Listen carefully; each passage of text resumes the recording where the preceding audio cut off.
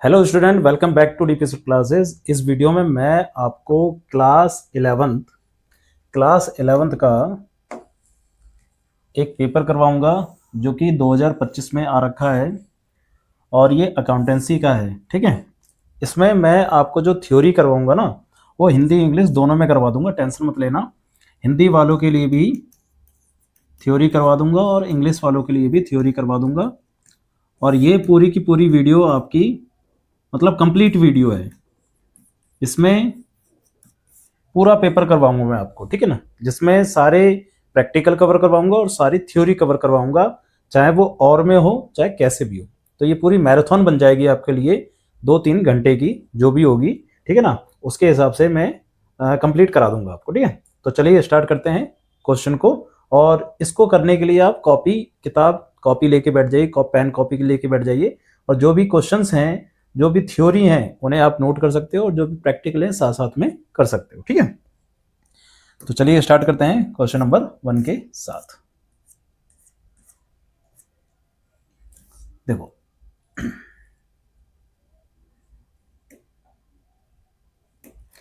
पहला क्वेश्चन है 1 मार्क्स वाले क्वेश्चन है, what is the end product of financial accounting? वित्तीय लेखांकन का अंतिम परिणाम क्या है? देखो, वित्तीय लेखांकन मतलब वो लेखांकन जो कि आप 11th क्लास में जो अकाउंटिंग करते हो उसको कहते हैं हम financial accounting.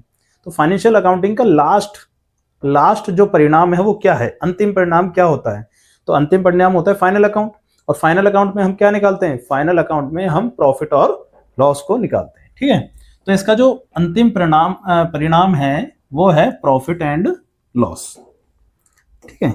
Net profit, net loss, net profit and net loss,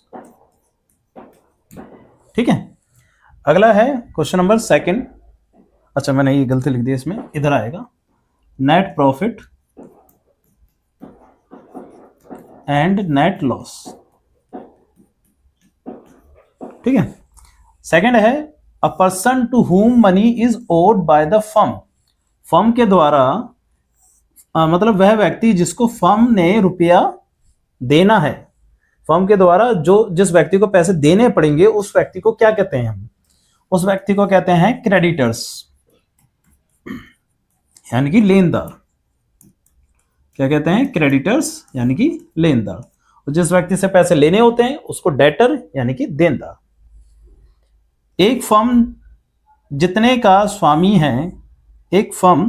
स्वामी है, मतलब जितने की उसके पास एसेट्स हैं उतना ही दूसरों को देना है, इसे डैश अवधारणा से व्यक्त किया जाता है। यानी कि everything a firm owns it also owns to somebody, this coincidence is explain by the dash concept. तो कौन से कंसेप्ट से इसको एक्सप्लेन किया जाता है? तो ध्यान रखना कि आप जानते हो कि एसेट्स जो होती हैं वो लायबिलिटीज प्लस कैपिटल के बराबर होती है, ठीक है। Assets equal to liabilities plus capital होता है। और ये जो कंसेप्ट है, ये वाला जो कंसेप्ट है, ये किस में आता है? ये आपका आता है अकाउंटिंग इक्वेशन कंसेप्ट में, ठीक है। तो इसका आंसर हो जाएगा आपका अकाउंटिंग इक्वेशन कंसेप्ट। बात समझ रही है? यानी कि जितने का वो मालिक है और उतने के ही उसको पैसे देने हैं किसी और को, यानी कि एसेट्स जो है मालिक होगी और जितने पैसे देने हैं वो लायबिलिटीज और कैपिटल हो गई।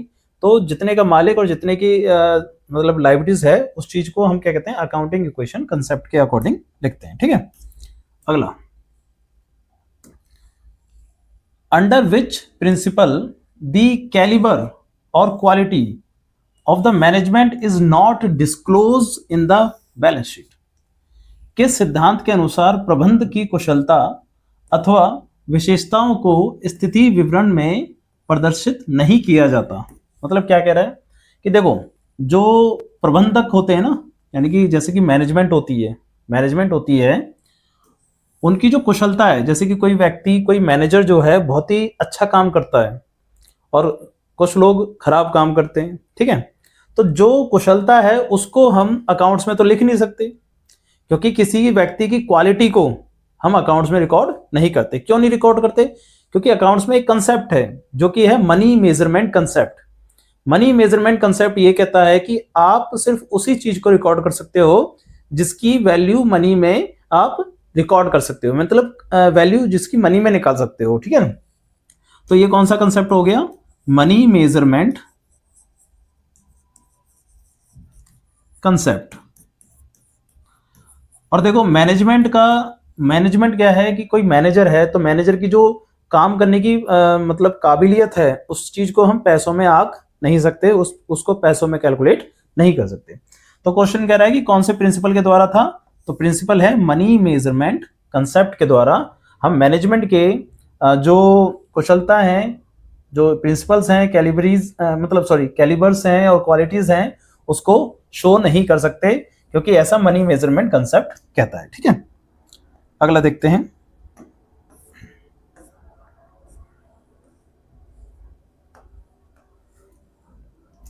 Final account are prepared.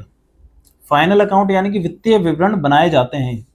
कब बनाए जाते हैं, at the end of the calendar year, calendar year के बाद नहीं, क्योंकि हम जब भी अकाउंट्स बनाते हैं तो हमने सीखा है कि 1 अप्रैल से लेकर 31 मार्च का अकाउंट होता है, और कैलेंडर का मतलब हो गया 31 दिसंबर तक का, 1 जनवरी से।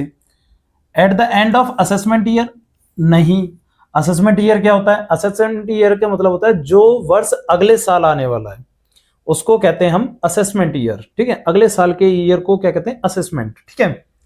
ऑन एवरी दिवाली नहीं, ठीक है। At the end of accounting years, बिल्कुल सही, क्योंकि अकाउंटिंग ईयर ही होता है 1 अप्रैल से लेकर 31 मार्च। तो 1 अप्रैल से लेकर 31 मार्च का जो ईयर होता है वो हमारा अकाउंटिंग ईयर होता है, उसी में हम क्या करते हैं, फाइनेंशियल अकाउंट को, फाइनल अकाउंट को प्रिपेयर करते हैं, ठीक है। अगला देखते हैं। असर्शन रीजन है ये, ठीक है। क्या कह रहा है,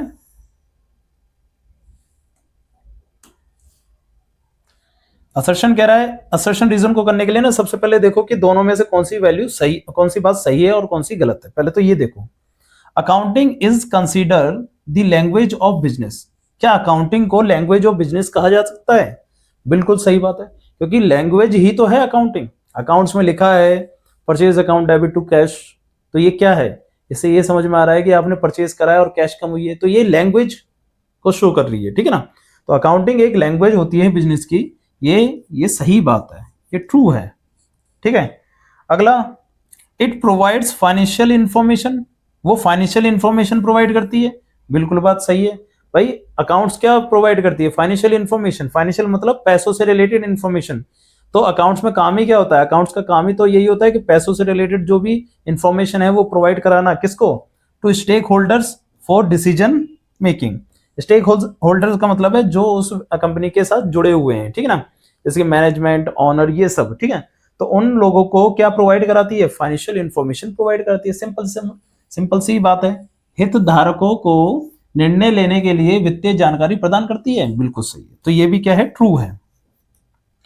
तो देखो दोनों बात में हम अकाउंट की ही बात कर रहे हैं, दोनों बात में ही हम ये बात कर रहे हैं कि एक तरह से लैंग्वेज क्या होती है, इंफॉर्मेशन देने वाली बात, और यहां पर भी इंफॉर्मेशन की बात चल रही है।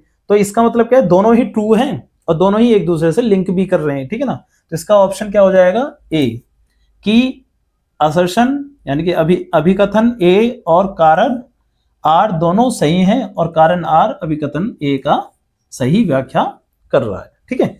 तो दोनों ही सही हैं यहां पर, ठीक है। अगला देखते हैं।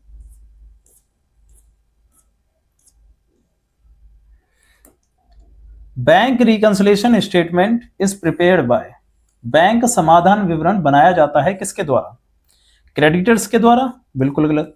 क्रेडिटर्स का क्या मतलब है इसमें, है ना, बैंक्स के द्वारा मतलब हो सकता है, बट बैंक नहीं बनाती, क्यों, क्योंकि अगर बैंक बनाने लगेगी तो बैंक के तो बहुत सारे होल्डर्स हैं, अकाउंट होल्डर, तो बैंक क्या सबका मतलब प्रिपेयर करेगी बैंक रिकंसिलिएशन, क्योंकि उसे बैंक को कोई मतलब थोड़ी है प्रिपेयर करने का, क्योंकि वो तो हम अपनी सुविधा के लिए करते हैं कि हमारे जो चेक बाउंस मतलब रह गए हैं या नहीं रह गए तो बैलेंस मैच क्यों नहीं कर रहा, तो वो हम अपनी सुविधा के लिए करते हैं, तो हम करते हैं, यानी कि हम का मतलब कौन है, हम का मतलब है अकाउंट होल्डर इन बैंक, जो अकाउंट होल्डर होते हैं बैंक के वो करते हैं। तो इसका करेक्ट आंसर क्या हो जाएगा, अकाउंट होल्डर यानी कि खाता धारक द्वारा ही समाधान विवरण यानी कि बैंक रिकंसिलिएशन स्टेटमेंट बनाया जाता है। बात समझ आ रही है?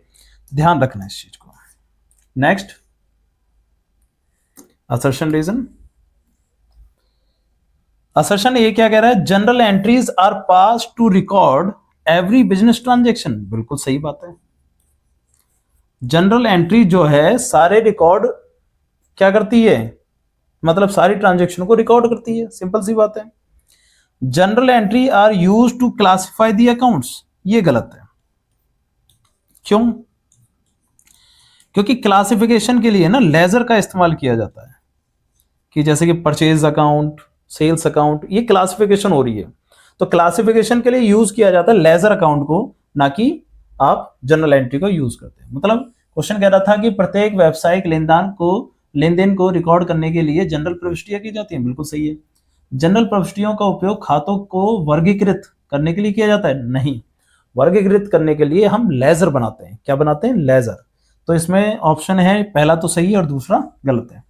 तो पहला सही है और लेकिन दूसरा गलत है। Option number C is the correct answer. ठीक है, नेक्स्ट देखते हैं 9th। When a firm maintain a cash book, अगर एक फर्म मेंटेन करती है cash book, it need not maintain, उसको क्या जरूरत नहीं है मेंटेन करने की। सिंपल सी बात है। अगर कोई फर्म कैश बुक बनाती है तो उसको कौन सा अकाउंट बनाने की जरूरत नहीं है? कैश या बैंक अकाउंट बनाने की जरूरत नहीं है। बात समझ आ रही है? देखो, अगर कैश बुक बनाते तो जनरल प्रॉफिट तो बनाएगी बनाएगा, सिंपल सी बात है। सेल बुक भी बनाएगा, परचेज बुक भी बनाएगा। इन सब में कैश बुक में क्या आती है? Cash transaction. तो कैश ट्रांजेक्शन मतलब बैंक और कैश से रिलेटेड जो भी ट्रांजेक्शन है वो कैश बुक में रिकॉर्ड हो जाएंगी, तो उसको जरूरत नहीं है कैश अकाउंट बनाने की और बैंक अकाउंट बनाने की। बात समझ रही है? तो कैश बुक वाला व्यक्ति बैंक अकाउंट और कैश अकाउंट नहीं बनाएगा। ठीक है, अगला,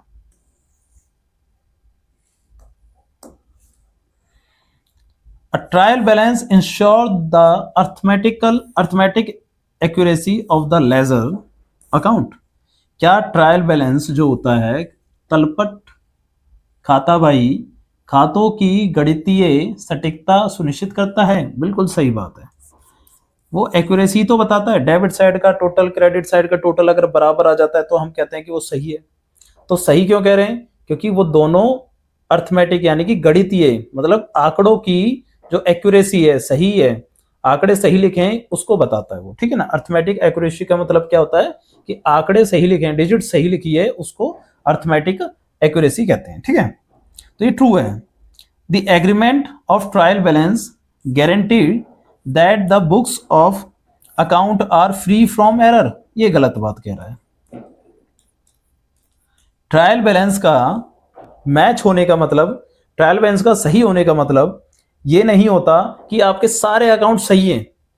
कभी कभार ट्रायल बैलेंस ना गलती से भी सही हो जाता है। गलती से का मतलब क्या है कि कोई चीज आपने डेबिट करनी थी 5,000 की, आपने नहीं लिखी, और कुछ ऐसे ही 5,000 की क्रेडिट भी करनी थी, वो भी आपने नहीं लिखी।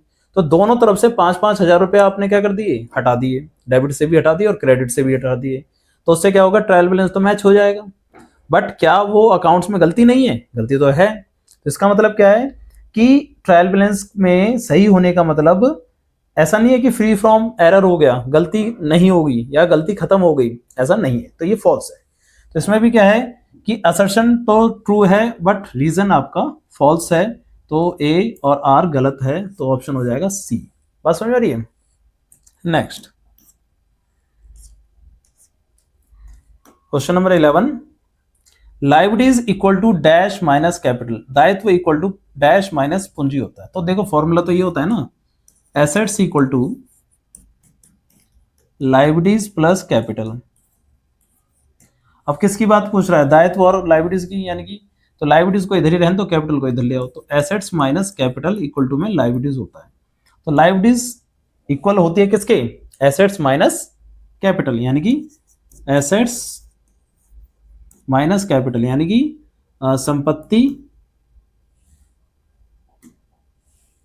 संपत्ति माइनस पूंजी के बराबर होता है। ठीक है। लाभ हानि खाता किसे कहते हैं? प्रॉफिट एंड लॉस अकाउंट क्या होता है? अब ये थ्योरी आ गई आपकी। थ्योरी के लिए मैंने आपको अलग से लिखवा दिया है। देखो अब थ्योरी समझते हैं, दोनों में लिखवाई है मैंने थ्योरी, हिंदी में भी और इंग्लिश में भी, तो घबराने की जरूरत बिल्कुल भी नहीं है। प्रॉफिट एंड लॉस अकाउंट क्या होता है? देखो सब जानते हैं कि प्रॉफिट एंड लॉस अकाउंट क्या होता है। प्रॉफिट एंड लॉस अकाउंट में क्या होता है कि डेबिट साइड में सारे एक्सपेंसेस लिखे जाते हैं और क्रेडिट साइड में सारी इनकम्स लिखी जाती हैं। कौन सी चीजें लिखी जाती हैं? एक्सपेंसेस कौन से? बिजनेस से रिलेटेड और अदर भी हो सकते हैं, और इनकम भी अदर और बिजनेस से रिलेटेड हो सकती है, ठीक है। और इसमें क्या है कि ऑफिस से रिलेटेड चीजें लिखी जाती हैं। देखो ट्रेडिंग अकाउंट एक अलग होता है, ट्रेडिंग अकाउंट में जो भी चीजें आती हैं वो क्या आती हैं?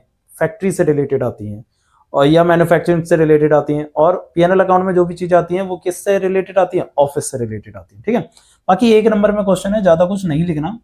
तो क्या कह रहा है कि लाभ हानि खाता वह खाता होता है जिसमें एक निश्चित अवधि से के सभी खर्च और सभी आय को दिखाया जाता है। इस खाते के माध्यम से यह पता चलता है कि व्यवसाय को उस अवधि में लाभ हुआ है या हानि हुई है। बस समझिए, सिंपल सा कंसेप्ट है, ठीक है। अब ये अवधि जो वर्ड है ना, ये अकाउंटिंग ईयर है, ठीक है। कौन सा ईयर है? अकाउंटिंग ईयर, जिसकी हम बात कर रहे थे 1 अप्रैल से 31 मार्च वाला है, ठीक है। कह रहा है profit and loss account is an account that show all the expenses and incomes of the business for specific period. It helps to find out whether the business has earned a profit or suffer a loss during that period, ठीक है। इस तरीके से ध्यान रखना कि क्या होता है। अगला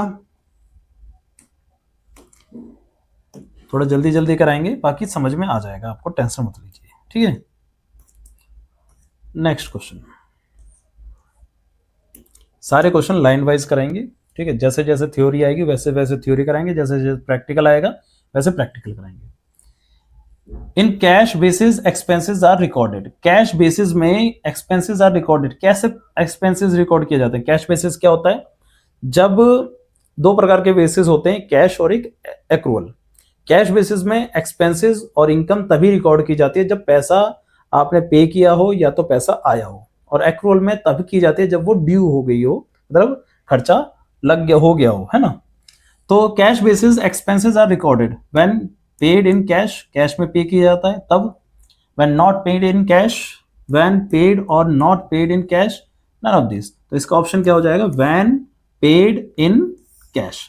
जब कैश में पे किया जाता है तभी जाकर हम नगदी आधार में व्ययों को लिखते हैं। कब? जब नगदी में भुगतान करने पर, नगद में भुगतान हो गया तब जाके उसको लिखते हैं, ठीक है। अगला कह रहा है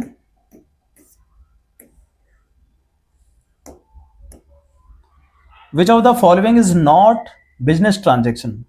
इनमें से कौन सी बिजनेस ट्रांजेक्शन नहीं है, ठीक है ना। कौन सी बिजनेस की लेन देन नहीं है? पहला, bought furniture of ₹10,000 for business. Business के लिए आपने फर्नीचर खरीदा, क्या ये बिजनेस ट्रांजेक्शन है या नहीं है? ये बिजनेस ट्रांजेक्शन है। क्यों? क्योंकि यहां पर क्या है कि बिजनेस के लिए ही आप फर्नीचर को बाय कर रही हो, ठीक है। तो ये बिजनेस की ट्रांजेक्शन है। बट हमें कौन सी बात बतानी है? जो नहीं है, ठीक है ना। तो जो नहीं है वही हमारा आंसर होगा यहाँ पर, ठीक है। Paid for salary of employee 5,000। Salary दे रहे हैं किसको? एम्प्लॉय को। तो भाई बिजनेस की ही ट्रांजेक्शन है ये, तो सिंपल सी बात है। आपने अपने कर्मचारियों को वेतन दिया है तो कर्मचारियों को वेतन देना तो आपका काम है, ये बिजनेस की ट्रांजेक्शन है। Paid son fees from her personal bank account 20,000। अब देखो यहां पर क्या है, अपने बेटे की फीस दी है और वो भी अपने पर्सनल अकाउंट से। तो इसमें बिजनेस का कोई ट्रांजेक्शन हो रही है? नहीं हो रही, क्योंकि उसने जो पैसा दिया है अपने खुद के अकाउंट से दिया है, ठीक है, और अपने खुद के बच्चे के लिए दिया है। तो वहां पर बिजनेस का कोई रोल नहीं है। बिजनेस का रोल तब होता है जब बिजनेस के अकाउंट से करता, ठीक है। तो ये हमारा आंसर हो जाएगा। अगला भी पढ़ लेते हैं। Paid son fees from business account. Business account से करेगा तो ये बिजनेस की ट्रांजेक्शन हो जाएगी, जिसको हम ड्रॉइंग कहेंगे, ठीक है। यहां पर क्या है, सन की जो फीस दी थी वो अपने पर्सनल अकाउंट से दी थी, तो यहां पर कोई हमारा रोल नहीं है, बिजनेस का कोई रोल नहीं है, ठीक है। तो इसमें ऑप्शन हो जाएगा paid son fees from her personal bank account से, ठीक है। अगला question number 15। If the rent receive in advance 2,000 रुपए का रेंट रिसीव हुआ है एडवांस में, the adjustment entry will be. अब देखो जब भी आप रेंट रिसीव हो रहा है, यानी कि यदि अनुपर्जित किराया 2000 रुपये है तो समायोजन प्रविष्टि होगी। तो क्या होगी, एडवांस में अगर आपको रेंट मिल रहा है तो आपकी एंट्री क्या होगी, देखो एडवांस में अगर रेंट मिलेगा तो पैसा तो मिल ही रहा है आपके पास, है ना, पैसा तो आ ही रहा है, तो कैश अकाउंट तो डेबिट होगा, सिंपल सी बात है, कैश अकाउंट क्या होगा, डेबिट, क्योंकि पैसा आ रहा है आपके पास। और क्रेडिट क्या होगा, जब आपने सामने वाले से रेंट ले लिया तो आपकी क्या बन गई, वो लाइबिलिटीज बन गई, एडवांस क्या बन गई, लाइबिलिटीज, तो यहां पर यही लिख देंगे एडवांस रेंट। ठीक है, वैसे अनअर्न इनकम भी लिख सकते हैं, ऐसी कोई प्रॉब्लम नहीं है, बट हम एडवांस रेंट लिख सकते हैं। ठीक है, तो कह रहा है कि debit profit and loss account, debit तो नहीं करा हमने, डेबिट तो किसको करा है, कैश को, तो ये गलत हो जाएगा। डेबिट रेंट अकाउंट, ये भी गलत हो जाएगा। डेबिट रेंट रिसीव्ड, ये भी गलत हो जाएगा। तो इसमें ऑप्शन क्या हो जाएगा आपका, नन ऑफ दीज, क्योंकि मैंने आपको बता दिया कि डेबिट किसको कर रहे हैं हम, कैश अकाउंट को डेबिट कर रहे हैं। ठीक है, नेक्स्ट, ये है आपकी theory, why is the ledger called the books of final entry. तो इसको इधर देखते हैं थ्योरी में।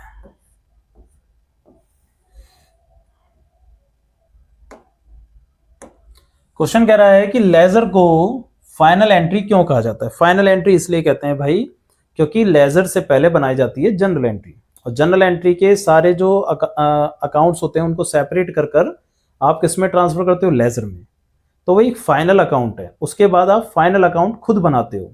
ठीक है, जैसे कि ट्रायल बैलेंस बनाया, फिर आपको ट्रेडिंग एंड पीएनएल अकाउंट बनाना पड़ता है, तो ट्रेडिंग एंड पीएनएल अकाउंट बनाने से पहले आपको लेजर बनाने पड़ते हैं। तो लेजर को इसलिए हम फाइनल कहते हैं क्योंकि उसके बाद फाइनल अकाउंट बनाया जाता है। ठीक है, खाताबही को अंतिम प्रविष्टि की पुस्तक क्यों कहा जाता है, क्योंकि खाताबही को अंतिम प्रविष्टि की पुस्तक इसलिए कहा जाता है क्योंकि जनरल में की गई सभी प्रविष्टियां अंततः खाताबही में संबंधित खातों में स्थानांतरित की जाती हैं। इसके बाद इन्हीं खातों के शेष यानी कि बैलेंस से ट्रायल बैलेंस और अंतिम खाते तैयार किए जाते हैं।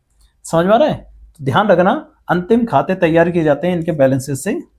तो the ledger is called the books of final entry because all transaction record in the journal are finally transferred to the ledger account. The balance of these accounts are used to prepare the trial balance and the final account. ठीक है, इस चीज को note कर लेना, video को pause कर कर। बाकी ये बहुत सिंपल सा है कि आपको ये ध्यान रखना है कि जनरल एंट्री से आप पोस्टिंग करते हो किसमें, उनके अकाउंट्स में, उसके बाद आप ट्रायल बैलेंस बनाते हो, देन फिर आप एक फाइनल अकाउंट बनाते हो। बस इतना ही लिखना है, उससे ज्यादा कुछ नहीं लिखना है इसमें। ठीक है, अगला देखते हैं।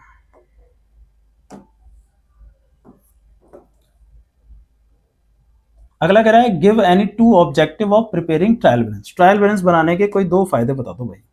अभी बताया था अभी बताया था हमने कि ट्रायल बैलेंस से सबसे पहले तो क्या पता चलता है, अर्थमेटिकल एक्यूरेसी पता चलती है। ठीक है, और दूसरा क्या है, उसका हेल्प किया उसका यूज किया जाता है किसके लिए, उसका यूज किया जाता है फाइनल अकाउंट को बनाने के लिए, यानी कि ट्रेडिंग एंड पीएनएल अकाउंट को बनाने के लिए उसका यूज किया जाता है। ठीक है, तो ध्यान रखना कि उसका यूज किसके लिए किया जाता है, ट्रेडिंग एंड पीएनएल अकाउंट को बनाने के लिए। तो कह रहा है give any two objective of preparing trial balance. तो तलपट बनाने के कोई दो उद्देश्य लिखिए। तो लेखांकन की गणितीय शुद्धता की जांच करने के लिए, जैसे कि हमने बताया था, यानी कि गणितीय शुद्धता मतलब अर्थमेटिकल एक्यूरेसी के लिए। ठीक है, अर्थमेटिकल एक्यूरेसी के लिए इसका यूज होता है। और दूसरा अंतिम खाते तैयार करने के में सहायक है, यानी कि to check the arithmetical accuracy और to help in the preparation of final account. ठीक है, इन दोनों के लिए आप ट्रायल बैलेंस को लिखते हैं। आप इसको नोट कर लेना, बाकी ये सिंपल सा कंसेप्ट है। ठीक है, अगला देखते हैं क्वेश्चन नंबर 18। क्वेश्चन नंबर 18 जो है आपका प्रैक्टिकल का क्वेश्चन है। ठीक है, कह रहा है कि from the following balance calculate the amount, पहला cost of goods sold during the year and gross profit, यानी कि क्या निकालना है आपको, cost of goods sold, COGS जिसे कहते हैं। ठीक है, और दूसरा क्या निकालना है, ग्रॉस प्रॉफिट। ठीक है, जिसे हम GP कहते हैं। तो क्वेश्चन सिंपल सा है, करते हैं इसे।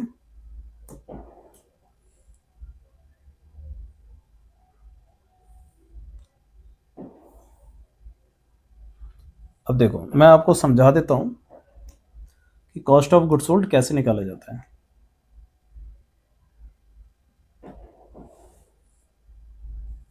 देखो कॉस्ट ऑफ गुड्स सोल्ड निकालने के लिए आपको फॉर्मूला पता होना चाहिए, opening stock plus purchase minus purchase return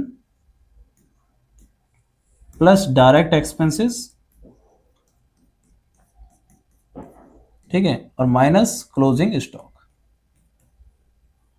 ये चीजें आपको पता होनी चाहिए, ठीक है। तो सबसे पहले कॉस्ट ऑफ गुड्स सोल्ड निकालने के लिए देखो क्या क्या दे रखा है। ओपनिंग स्टॉक देखो क्वेश्चन में दे रखा है कि नहीं दे रखा है। तो क्वेश्चन देख रहे हैं हम, उसमें ओपनिंग स्टॉक है। तो देखो ओपनिंग स्टॉक ये रहा, कितने रुपए का, 25,000 रुपये का। तो लिखते जाओ, ओपनिंग स्टॉक है आपके पास कितने का, 25,000 का। प्लस परचेज, देखो परचेज में दोनों परचेज आती हैं, परचेज क्रेडिट वाली भी और परचेज कैश वाली भी। तो क्रेडिट परचेज ये रही और कैश परचेज ये रही, ठीक है। तो दोनों मिलाकर कितने की हो गई, 7,50,000 और 3,00,000, तो ये हो गया आपका 10,50,000 का, ठीक है। तो 10,50,000 की आपके पास परचेज दे रखी है, तो 10,50,000 की परचेज है, ठीक है। माइनस रिटर्न, अब देखो परचेज रिटर्न क्वेश्चन में दे रखा है कि नहीं दे रखा कहीं। परचेज के बाद ये सेल दे दिया, ये वेजेस दे दी, सैलरी, क्लोजिंग स्टॉक, ठीक है, सेल्स रिटर्न और परचेज रिटर्न। परचेज रिटर्न कितने का है आपके पास, 10,000 का। तो ये 10,000 रुपये लिख लो पहले, 10,000 रुपये, ठीक है। फिर plus direct expenses. Direct expenses क्या होते हैं, जो ट्रेडिंग अकाउंट में आते हैं।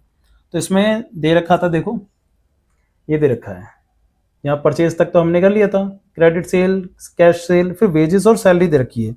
तो वेजेस आएगी, सैलरी आपके पीएनएल अकाउंट में आती है। तो वेजेस कितने रुपए की है, 1,00,000 रुपए की, ठीक है।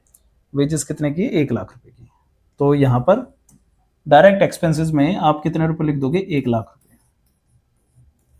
ठीक है। और फिर माइनस क्लोजिंग स्टॉक। तो क्लोजिंग स्टॉक देखो क्वेश्चन में कितना दे रखा है आपको, क्लोजिंग स्टॉक ये रहा 3,00,000, 30,000 रुपए, 30,000 रुपए, ठीक है। 30,000 रुपये क्लोजिंग स्टॉक दे रखा है, और तो चीज हमें चाहिए ही नहीं यहाँ पर, ठीक है। अब इसको क्या कर देते हैं, कैलकुलेट कर लेते हैं। तो ये हो जाएगा आपका 25,000 प्लस 10,50,000 था, 10,50,000 था, 10,50,000 माइनस 10,000 प्लस 1,00,000 माइनस 30,000, तो ये आ गया 11,35,000। तो 11,35,000 की आपकी क्या आ गई, कॉस्ट ऑफ गुड्स सोल्ड। पहला क्वेश्चन का आंसर, ठीक है। दूसरे में कह रहा था कि आपको जीपी निकालना है।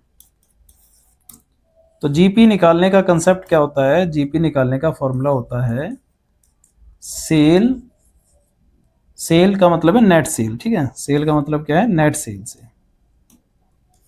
नेट सेल, उसमें से सेल में से क्या माइनस कर दो, कॉस्ट ऑफ गुड्स सोल्ड। मतलब सेल में से माइनस कर दो कॉस्ट, जितने की लागत आई है उसमें से सेल में से लागत को माइनस कर दो, तो आपके पास क्या बचेगा, आपके पास बचेगा प्रॉफिट। तो नेट सेल कितने की है आपके पास, तो नेट सेल है, नेट सेल का मतलब है, ध्यान रखना कि दोनों प्रकार की सेल और सेल में से रिटर्न माइनस। तो देखो सेल कितने की थी आपकी, क्रेडिट सेल और कैश सेल है आपके पास यहाँ पर, यह है 12,00,000 की और यह है 4,00,000 की, तो 16,00,000 की हो गई, ठीक है। 16,00,000 की सेल हो गई और सेल्स रिटर्न था आपके पास कितने का, 50,000 का, सिंपल। तो 16,00,000 की सेल हो गई और 50,000 आपका रिटर्न था, ठीक है। तो ये हो गई आपकी नेट सेल। फिर उसमें से माइनस कर दोगे कॉस्ट ऑफ गुड सोल्ड, 11,35,000 रुपये। तो इस तरीके से आपका क्या आ जाएगा, ग्रॉस प्रॉफिट आ जाएगा। तो 16, ये हो गया सीधा सीधा 15,50,000, उसमें से माइनस कर देंगे 11,35,000, तो 4,15,000 आपके पास क्या आ जाएगा यहाँ पर, cost of, sorry, gross profit, ठीक है। तो इस तरीके से आप इस क्वेश्चन को इजीली तरीके से कर सकते हैं। फॉर्मूले ध्यान रखना, बाकी क्वेश्चन हो जाएगा, ठीक है। अगला क्वेश्चन देखते हैं। अगला क्वेश्चन है,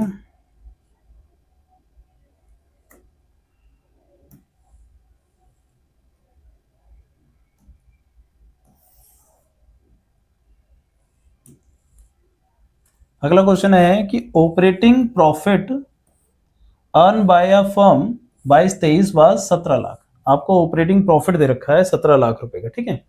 and non operating income 1.5 lakh और नॉन ऑपरेटिंग एक्सपेंसेस 3,75,000। तो कैलकुलेट करना है आपको net profit earn by the firm.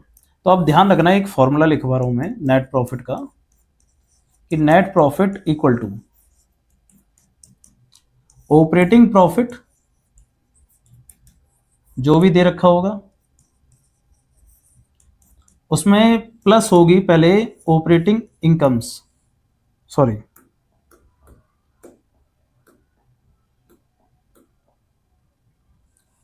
उसमें प्लस होगी non operating income, non operating income plus होगी, और माइनस होगा नॉन ऑपरेटिंग एक्सपेंसेस। ये फॉर्मूला ध्यान रख लेना, पेपर में दिक्कत आ सकती है अगर ये क्वेश्चन आ गया तो। अब देखो क्वेश्चन में क्या क्या दे रखा था, ऑपरेटिंग प्रॉफिट क्या है हमारे पास बताओ। ऑपरेटिंग प्रॉफिट है 17 लाख रुपए, प्लस नॉन ऑपरेटिंग एक्सपेंसेस कितने हैं, इनकम है कितनी 1.5 लाख रुपए, और नॉन ऑपरेटिंग एक्सपेंसेस है 3,75,000 रुपए, ठीक है। तो इस तरीके से आपकी ये नेट प्रॉफिट निकल जाएगा। तो नेट प्रॉफिट निकालो 17 लाख, उसमें प्लस कर दो 1.5 लाख, माइनस कर दो 3,75,000, तो 14,75,000। तो 14,75,000 आपके पास क्या आ चुका है, नेट प्रॉफिट आ चुका है। बात समझ आ रही है, फॉर्मूला ध्यान रखना, बाकी क्वेश्चन आपका इजीली तरीके से हो जाएगा, ठीक है। अगला देखते हैं क्वेश्चन नंबर 19, थ्योरी का क्वेश्चन है। Give any 4 points of distinction between cash basis और एक्रूअल बेसिस अकाउंटिंग। अभी अभी हम समझा रहे थे कैश बेसिस और एक्रूअल बेसिस, वही आ गया यहाँ पर। चलो देखते हैं, डिफरेंस दे रखा है ये, पहले इंग्लिश में समझा देता हूं फिर हिंदी में समझा दूंगा, ठीक है। देखो कैश बेसिस और एक्रूअल बेसिस। कैश बेसिस में क्या होता है, रिकॉर्डिंग ऑफ इनकम। इनकम को कैसे रिकॉर्ड किया जाता है, only when cash is received. जब इनकम को तभी रिकॉर्ड किया जाता है जब कैश क्या हो जाए, रिसीव्ड हो जाए। मैंने बताया ना, कैश बेसिस क्या होता है, जब पैसा आ रहा हो या पैसा जा रहा हो तभी रिकॉर्ड होता है, ठीक है। तो इनकम को तब रिकॉर्ड करते हैं जब पैसा आ गया हो। और इसमें क्या है, income is received when it is earn whether cash receive और नॉट। चाहे पैसा मिला हो या नहीं मिला हो उससे कोई मतलब नहीं है, आपने इनकम कर दी, इनकम हो गई तो वो उसको रिकॉर्ड कर देगा। जैसे कि मान के चलो आपने सैलरी, आप सैलरीड पर्सन हो, या कोई खर्चा कर दिया आपने, मान के चलो, है ना, या इनकम की बात हो रही तो इनकम कर लेते हैं। आपने किसी को रेंट पे कमरा दे दिया, रूम दे दिया, तो सामने वाले ने रूम ले लिया बट पैसे नहीं दिए, तब भी आप रिकॉर्ड करोगे अगर आप एक्रूअल बेसिस से अकाउंटिंग कर रहे हो। और जब वो पैसा देगा, अगर आप कैश बेसिस से अकाउंटिंग कर रहे हो तो जब पैसा देगा तब रिकॉर्ड करोगे। बस समझ रही है। ऐसे ही रिकॉर्डिंग ऑफ एक्सपेंसेस क्या क्या है, कि expenses are recorded only when cash is paid. जब आप खर्चा कर रहे हो और खर्चा करने के बाद पे कर रहे हो तब रिकॉर्ड करोगे। और यहाँ पर क्या है, खर्चा रिकॉर्ड तब हो जाता है when they incurred whether paid और नॉट। जब वो इंकर्ड हो जाता है, चाहे वो पे हुआ हो या नहीं हुआ हो। कह रहा है outstanding items, outstanding and prepaid expenses are not shown. क्यों, क्योंकि आउटस्टैंडिंग तो इधर हो गई नहीं कुछ भी, क्योंकि ये कैश बेसिस है, जब पैसा आएगा या पैसा जाएगा तभी काम होगा, ठीक है। Outstanding and prepaid expenses are properly record, और इसमें प्रॉपर्ली उसको रिकॉर्ड किया जाता है, ठीक है। ट्रू प्रॉफिट कौन सा दिखाता है इनमें से, ये या ये, तो ये दिखाता है आपको ट्रू प्रॉफिट। ये does not show true profit और लॉस ऑफ बिजनेस, क्योंकि भाई ये तो कुछ ट्रांजेक्शन को अधूरा छोड़ देता है ना। हमने खर्चा कर दिया बट उसको रिकॉर्ड नहीं करा, तो ये क्या है, अधूरा छूट गया, है ना। यहाँ पर क्या है, सारी रिकॉर्डिंग हो जाती है, तो इसलिए ट्रू प्रॉफिट को शो करता है। बस समझ रही है, तो ध्यान रखना इस चीज को, हिंदी में भी समझा देते हैं।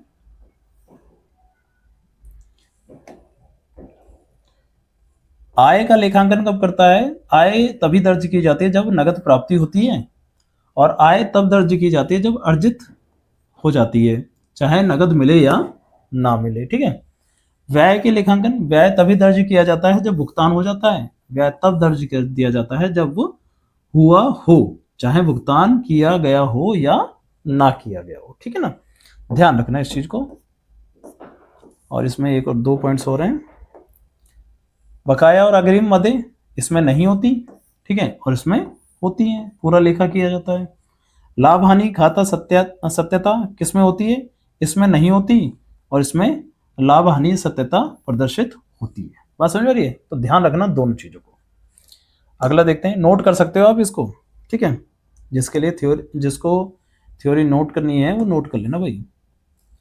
अगली थ्योरी है कि एक्सप्लेन करना है following terms with an example.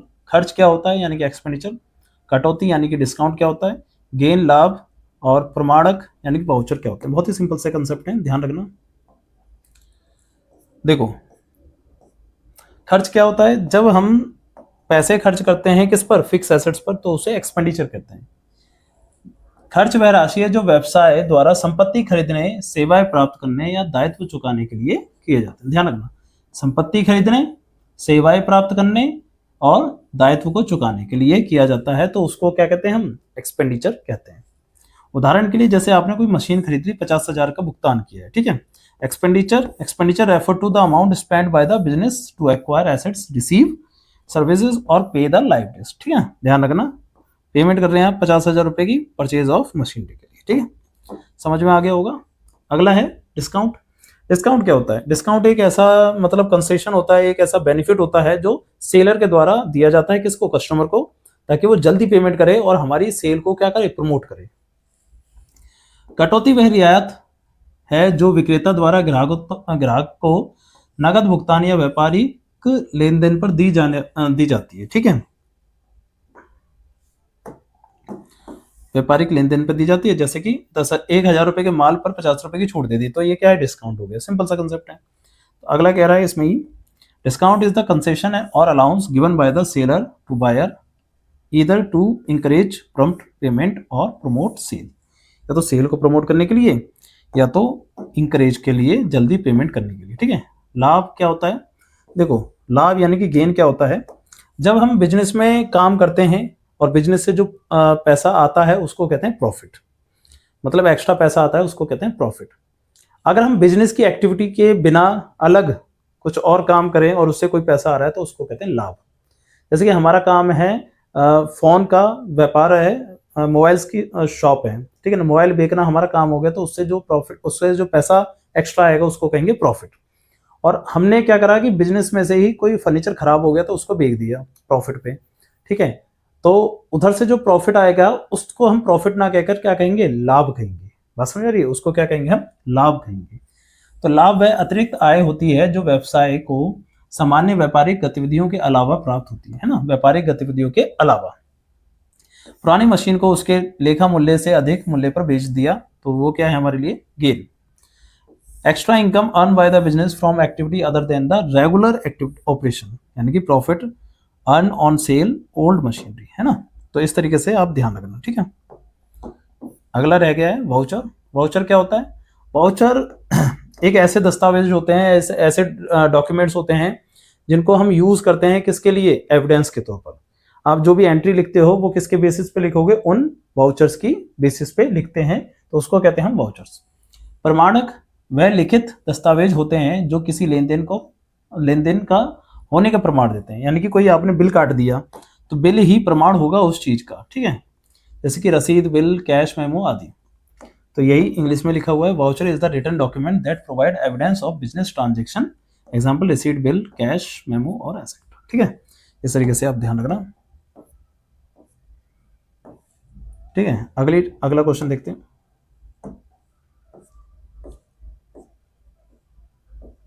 अगला क्वेश्चन थ्योरी ही है, who are the user of financial accounting. Financial accounting के यूजर्स कौन कौन से, फाइनेंशियल अकाउंटिंग के यूजर बहुत सारे होते हैं, जैसे कि ऑनर हो गया सबसे पहला तो, ठीक है, मैनेजमेंट हो गई, और क्रेडिटर्स हो गए, और जो भी लोन लेने वाले लोग, लोन देने वाले होते हैं वो हो गए। वो सारे क्या है हमारे लिए एक तरह से उपयोग करता है, ठीक है। क्या हो गया, मालिक हो गया, ऑनर यानी कि निवेशक, इन्वेस्टर, क्रेडिटर्स, मैनेजमेंट, गवर्नमेंट, ये सब क्या है, ये प्रदर्शन की जानकारी प्राप्त करने के लिए लेखांकन सूचनाओं का उपयोग करते हैं, यानी कि फाइनेंशियल स्टेटमेंट का यूज करते हैं ये लोग किस चीज के लिए, बिजनेस की इंफॉर्मेशन को पता करने के लिए। ठीक है, ये सारे व्यक्ति ध्यान रखना आप। ठीक है, सिंपल सी एंट्री थी, ये तो क्वेश्चन था। अगला है क्वेश्चन नंबर 22, जिसमें आपको क्या बनाना है, एक सब्सिडरी बुक्स बनानी है। ठीक है, बोल रहा है prepare a sales book from the following transaction of Mohit furniture house Ludhiana assuming CGST and SGST। तो भाई CGST कब लगता है, CGST SGST तब लगता है जब स्टेट के अंदर हो रही है, विद इन स्टेट है, जिसे हम क्या कहते हैं, इंट्रा स्टेट। और IGST तब लगता है जब बिटवीन स्टेट है, यानी कि स्टेट के बाहर है, जिसे हम कहते हैं इंटर स्टेट। ठीक है, जैसे हम कहते हैं इंटर स्टेट। अब क्वेश्चन में पहले तो ये पढ़ लो कि मोहित फर्नीचर हाउस है, तो जो सारी ट्रांजैक्शन है वो हाउस से मतलब फर्नीचर से रिलेटेड होनी चाहिए, और कैसी होनी चाहिए, क्रेडिट पे होनी चाहिए। ध्यान रखना, एक चीज ध्यान रखना कि सब्सिडी बुक्स में जितनी भी ट्रांजैक्शन आती है वो कैसी आती है, क्रेडिट वाली ट्रांजैक्शन आती है, कोई भी कैश वाली नहीं होगी। कैश वाली होगी तो उसे नहीं लिखना आपको। ठीक है, sold goods to Aman furniture house Patiala on credit, तो ये ट्रांजैक्शन आएगी। अब देखो किसको करा है, पटियाला में करा है, व्यक्ति कहाँ का था, यहाँ लुधियाना का। लुधियाना से पटियाला पंजाब के अंदर है, तो इसमें लगेगा CGST प्लस SGST। ठीक है, ध्यान रखना इस चीज को। ठीक है, कैसे करना है वो समझाएंगे, अभी पढ़ लेते हैं पहले तो। अगला है sold goods to Vishal furniture house, furniture ही है। ठीक है, ये एंट्री होगी, और अमृतसर से। ठीक है, यहाँ कहीं कैश लिखा है, नहीं लिखा, तो यहाँ पर भी CGST SGST लगेगा, और इसकी भी रिकॉर्डिंग होगी, क्योंकि यहाँ पर भी क्या लिखा हुआ है, अमृतसर है, यानी कि पंजाब के अंदर ही अंदर है, लुधियाना का व्यक्ति था, पंजाब से ट्रांजैक्शन ही हो रही है, तो CGST SGST लगेगा, और साथ में क्या लगेगा, मतलब साथ में क्या लगेगा, मतलब साथ में ये एंट्री होगी, क्योंकि यहाँ पर फर्नीचर ही खरीदा जाता है, फर्नीचर हाउस से ही खरीदा जा रहा है, और विदाउट कैश यानी कि क्रेडिट में खरीदा जा रहा है। ठीक है, अगली sold goods to Prakash furniture house New Delhi, New Delhi से कर रहा है, तो ये IGST लग जाएगा। ठीक है, और कहीं पर भी ऐसा नहीं लिखा कि कैश में है, तो ये एंट्री होगी। ठीक है, अगला है sold to Moonlight furniture to cash for cash, cash में हो गया, तो ये एंट्री यहाँ पर नहीं होगी। इसका मतलब सिर्फ 3 एंट्री होंगी आपकी, पहली, दूसरी और तीसरी वाली। तो इस अकाउंट को हम बनाते हैं समझ के। ठीक है,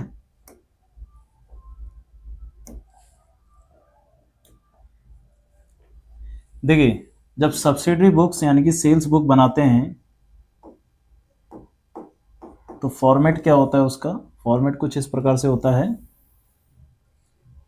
कि इस तरफ तो लिख दिया जाएगा नेम एंड एड्रेस।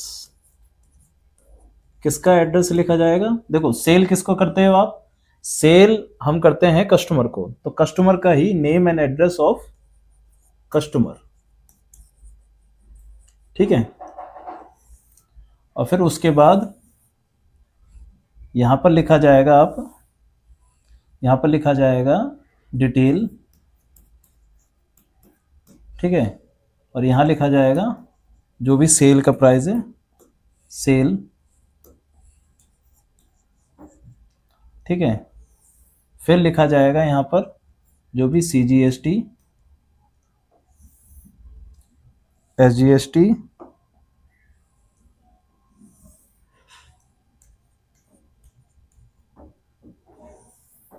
IGST, और कोई फ्रैट आता है तो वो लिखा जाता है, और यहां लिखा जाता है टोटल। ठीक है, इस तरीके से। अब देखो सबसे पहली ट्रांजैक्शन क्या थी, व्यक्ति का नाम देखते हैं। व्यक्ति का नाम था पहला sold goods to Aman furniture house Patiala, तो नाम लिखेंगे हम अमन फर्नीचर हाउस का। पहली ट्रांजैक्शन है अमन फर्नीचर हाउस पटियाला। ठीक है, क्या करा है हमने सोल्ड में, देखो 150 chair at the rate 1800 each. तो लिखो यहां पर 150 चेयर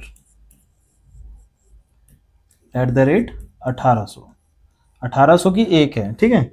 तो यहाँ पर कैलकुलेशन कर लेंगे हम, 150 मल्टीप्लाई बाय 1800 यानी कि 2,70,000। तो डिटेल में आ जाएगा 2,70,000, ठीक है। फिर अगला 36 टेबल 5,000 का एक, तो 36 टेबल एट द रेट 5,000, ठीक है। मल्टीप्लाई कर देंगे, 5,000 मल्टीप्लाई बाय 36, तो 1,80,000। और बाद में क्या है, एक डिस्काउंट चल रहा है आपका 20% का, ठीक है, 20% का डिस्काउंट कर देंगे। तो पहले तो इसको टोटल कर लेते हैं, कितना आ जाएगा आपके पास, 2,70,000 जुड़ जाएगा इसमें, 4,50,000, उसमें से माइनस हो जाएगा डिस्काउंट, ठीक है। कितने परसेंट था, 20%, ठीक है। 20% का मतलब कितना हो गया, 90,000। तो ये आ गया 3,60,000, ठीक है। 3,60,000 पे फिर इस पे लगेगा CGST और SGST, ठीक है, क्योंकि ये पटियाला से ही हो रही थी, ठीक है। तो इसमें ऐड हो जाएगा इनपुट, सॉरी हम सेल कर रहे हैं, आउटपुट होगा, output CGST plus output SGST 6%, ठीक है। तो 3,60,000 का 6% होता है 21,600, दोनों में बराबर लगता है, ठीक है, 21,600। टोटल आ जाएगा आपके पास 40,32,00, ठीक है। अब यहां पर अब सेल कितने की हो गई, सेल ये होती है, ठीक है, सेल क्या होती है 3,60,000 की, तो यहां लिखेंगे 3,60,000, ये हो गया 21,600, 21,600, ठीक है। और इधर आ जाएगा टोटल 40,32, ठीक है, इस तरीके से, ठीक है। ये हो गया टोटल। अब दूसरी ट्रांजेक्शन है, दूसरी ट्रांजेक्शन में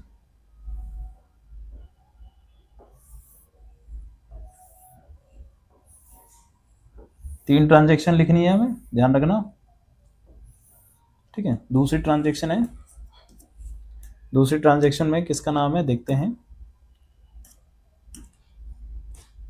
sold goods to Vishal furniture house Amritsar, ठीक है, विशाल फर्नीचर हाउस अमृतसर,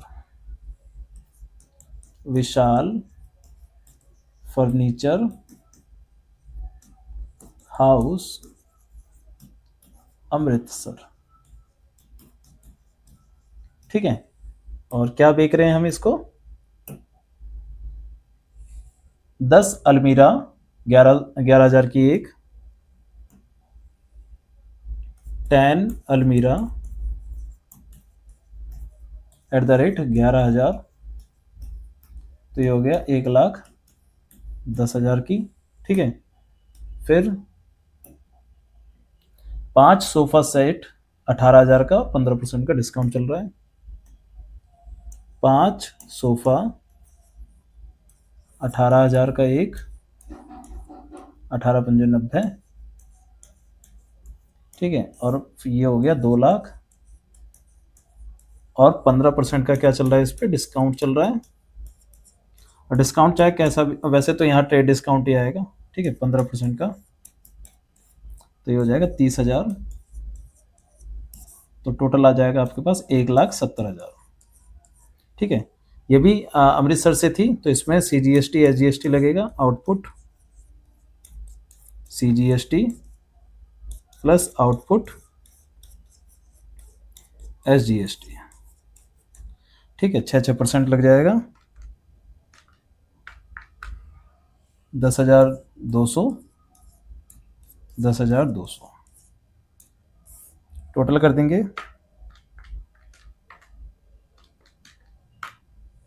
1,90,400। तो सेल में कितना आ जाएगा, ये 1,70,000, 10,200, 10,200 और यहाँ आ जाएगा 1,90,400। ठीक है, इस तरीके से ये हो जाएगा। फिर दूसरा,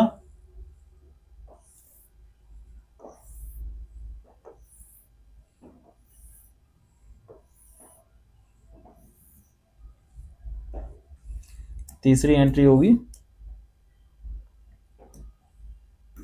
समझ में आ रहा होगा आपको, इतना ज्यादा कोई इसमें टफ टास्क नहीं है। अगला है sold goods to Prakash furniture house New Delhi. प्रकाश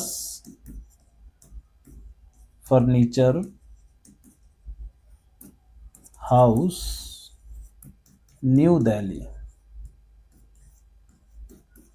ठीक है, क्या सोल्ड कर रहे हैं हम इसको, 100 चेयर 2000 की एक और 5% का लेस चल रहा है। 100 चेयर 2000 की एक, तो ये हो गया 2 लाख और सीधा सीधा 5% का डिस्काउंट चल रहा है इस पे,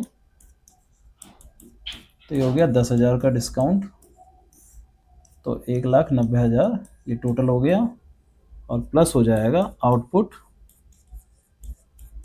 IGST, क्योंकि यहाँ दिल्ली से काम चल रहा है। ठीक है, तो IGST कितना लग जाएगा, 12%, दोनों का टोटल करके लगा दिया जाता है। ठीक है, तो 1,90,000 का 12% लगा देंगे, 1,90,000 का 12%, 22,800 टोटल कर देंगे इसे, 2,12,800। तो सेल कितने की हो गई, 1,90,000 की, CGST SGST कुछ नहीं है, ये हो जाएगा 22,800, 2,12,800। ठीक है, तो कुछ इस तरीके से आपका क्या बनता है, सब्सिडी बुक्स बनती है, सेल अकाउंट बनता है। ठीक है, अगला देखते हैं। ये वाली लास्ट एंट्री नहीं हो रही थी, कैश में। ठीक है, अगला है कि रेक्टिफिकेशन ऑफ एरर है आपका। ठीक है, रेक्टिफिकेशन ऑफ एरर है, इसको भी करते हैं।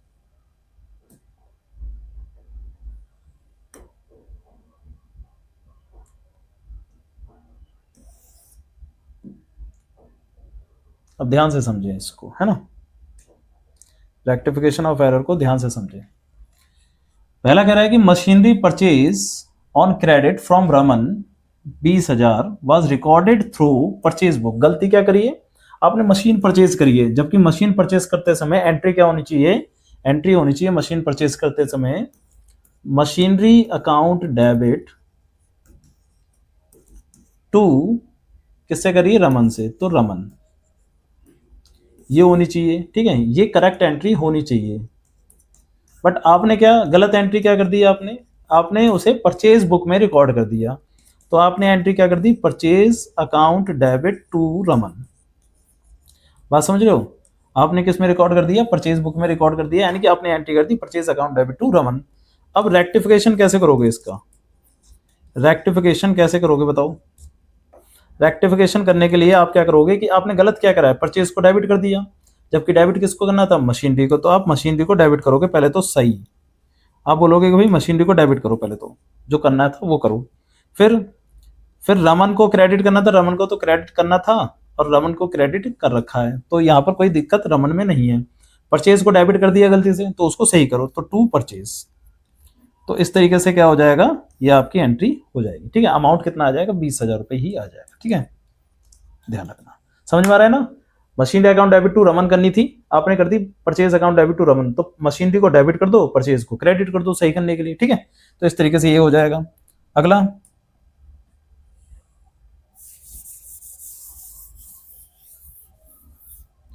आगे कह रहा है कि रिपेयर ऑन मशीनरी 1,400 रुपये pass debited to machinery account. Repair करवाया, रिपेयर करवाने की जो करेक्ट एंट्री होती है वो होती है repair debit to cash, but आपने गलत एंट्री क्या कर दी, आपने उसे मशीनरी में ही डेबिट कर दिया, तो मशीनरी डेबिट टू कैश कर दी। पेपर में ना ये दो एंट्री जरूर करना, ताकि आपको समझ में आ जाए कि करना क्या है। रेक्टिफाई कैसे करोगे, जो करना था उसे डेबिट करो पहले, तो जो करना था उसे लिखो, यानी कि डेबिट करना है तो डेबिट करो, क्रेडिट करना है तो क्रेडिट करो। रिपेयर को डेबिट करना तो डेबिट कर दिया, कैश को तो सही कर रखा है दोनों तरफ, मशीनरी को डेबिट कर दिया गलती से, उसे क्रेडिट कर दो। तो एंट्री हो जाएगी repair account debit to machinery. बात समझ आ रही है, सिंपल सा है।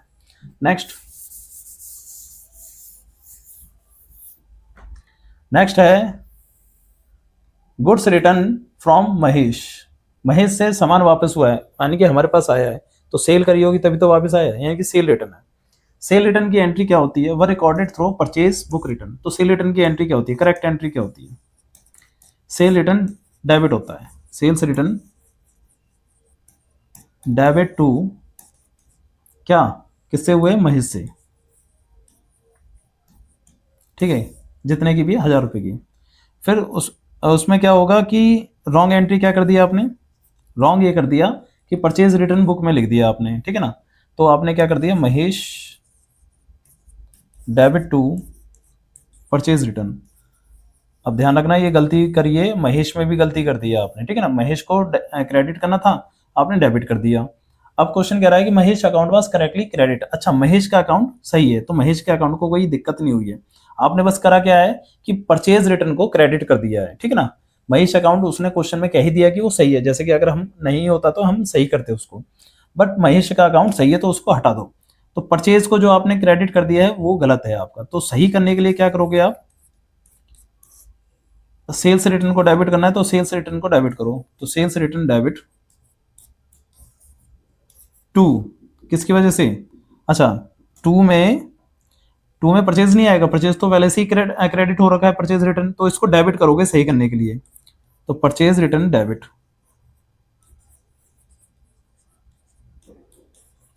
और टू टू क्या होगा, टू जो होगा वो होगा सस्पेंस अकाउंट, ठीक है, टू क्या होगा, सस्पेंस अकाउंट। बात समझ आ रही है। तो इस तरीके से आप ये रेक्टिफिकेशन कर सकते हैं। अगला देखते हैं, देखिए अगला क्वेश्चन करते हैं, क्वेश्चन नंबर 24 है किसका, बैंक रिकंसिलेशन स्टेटमेंट का है, B bank reconciliation statement BRS का है। क्वेश्चन एक बार पढ़ लेते हैं फिर उसको करते हैं। देखो, the cash book show a bank balance of ₹7800। Cash book में क्या शो हो रहे हैं, बैंक बैलेंस, यानी कि पॉजिटिव बैलेंस है कितने रुपए का, 7800 का। On comparing the cash book with the passbook the following discrepancies were noted. तो आपको क्या दे रखी है, कैश बुक का बैलेंस दे रखा है, कैश बुक का बैलेंस दे रखा है कितना, 7800 रुपए। तो जब भी जिस चीज का बैलेंस दे रखा होगा उसी को आप प्लस और उसी को आप क्या करोगे, माइनस करोगे, ठीक है। तो ध्यान रखना कि आपको करना क्या है कि यहां पर कैश बुक को ध्यान रखना है कि कैश बुक को प्लस करना है या कैश बुक को माइनस करना है, ठीक है। तो साथ साथ में लिखते जाते हैं, कोई टेंशन नहीं है। Bank reconciliation statement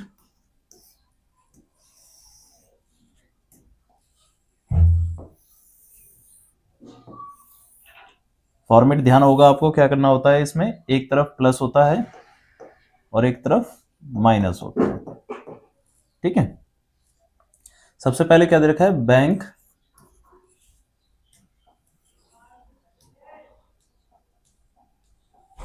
balance as per cash book दे रखा है और वो भी डेबिट साइड का, यानी कि पॉजिटिव बैलेंस दे रखा है कितना, 7800 रुपए। पॉजिटिव है इसलिए हम प्लस में लिख रहे हैं, ठीक है ना। नेक्स्ट क्या कह रहा है, अब इसको ही ध्यान रखना है कि कैश बुक को ही कम या ज्यादा करना है, ठीक है। अगली ट्रांजेक्शन है check deposited into bank but not credit. अब आप ध्यान रखना कि आपके पास दो बुक हैं, एक है आपके पास कैश बुक और एक है पासबुक। जब आपने चेक डिपॉजिट कराया होगा, चेक डिपॉजिट का मतलब है बैंक में आप चेक देने गए हो, तो चेक डिपॉजिट कराते समय पासबुक क्या होगी, मतलब कैश बुक में सबसे पहले आपने क्या कर दिया होगा, ऐड कर दिया होगा कि हमने चेक डिपॉजिट करा दिया, तो हमने सोचा होगा कि पैसा हमारे पास आ जाएगा, तो कैश बुक में अकाउंटेंट ने ऐड कर दिया होगा कि पैसा आ जाएगा, बट नॉट क्रेडिट। और पासबुक में कुछ भी एंट्री नहीं हुई, पासबुक में अभी कुछ भी एंट्री नहीं हुई। तो इस तरीके से समझो, कैश बुक में तो आपने बढ़ा दिया बट पासबुक में कोई एंट्री नहीं हुई, तो क्या कर देंगे, कैश बुक को भी माइनस कर देंगे। तो आपको कैश बुक को भी माइनस कर देना है, किसकी वजह से, cheque deposit into bank but not credit की वजह से। लेस कर देंगे इसमें, एक तरफ ऐड आता है और एक तरफ लेस आता है। पहली ट्रांजैक्शन है check deposited but not credit, यानी कि पैसे हमने जमा तो कराए, कैश बुक में बढ़ा तो दिए, बट पासबुक में नहीं बढ़े, तो कैश बुक को भी क्या कर रहे हैं, कम कर रहे हैं। कितने रुपए से, 3,000 रुपए से। 3,000 रुपए से उसकी एंट्री हम कर रहे हैं, ठीक है, ये 3,000 रुपए, ठीक है। अगली ट्रांजेक्शन है cheque issue but not yet presented for payment. Cheque issue का मतलब है चेक हमने काट के दिया है, इशू का मतलब काट के देना, ठीक है। तो चेक आपने इशू जब करा होगा तो कैश बुक, ये कैश बुक है, ये पासबुक है, कैश बुक में क्या कर दिया होगा, कम कर दिया होगा, और पासबुक में अभी तक वो प्रेजेंट नहीं हुआ, तो पासबुक में तो कोई इफेक्ट नहीं हुआ होगा, यानी कि बैंक में कोई इफेक्ट नहीं हुआ होगा। तो कैश बुक को तो कम कर दिया, बैंक में कोई इफेक्ट नहीं है, बराबर करना है। बराबर करने के लिए कैश बुक को क्या कर दोगे, बढ़ा दोगे, तो इसे बढ़ा देंगे cheque issue but not presented 1,500 रुपए से। दूसरी transaction cheque issue but not present, ठीक है, 1,500 रुपए से, इस तरीके से। अगली transaction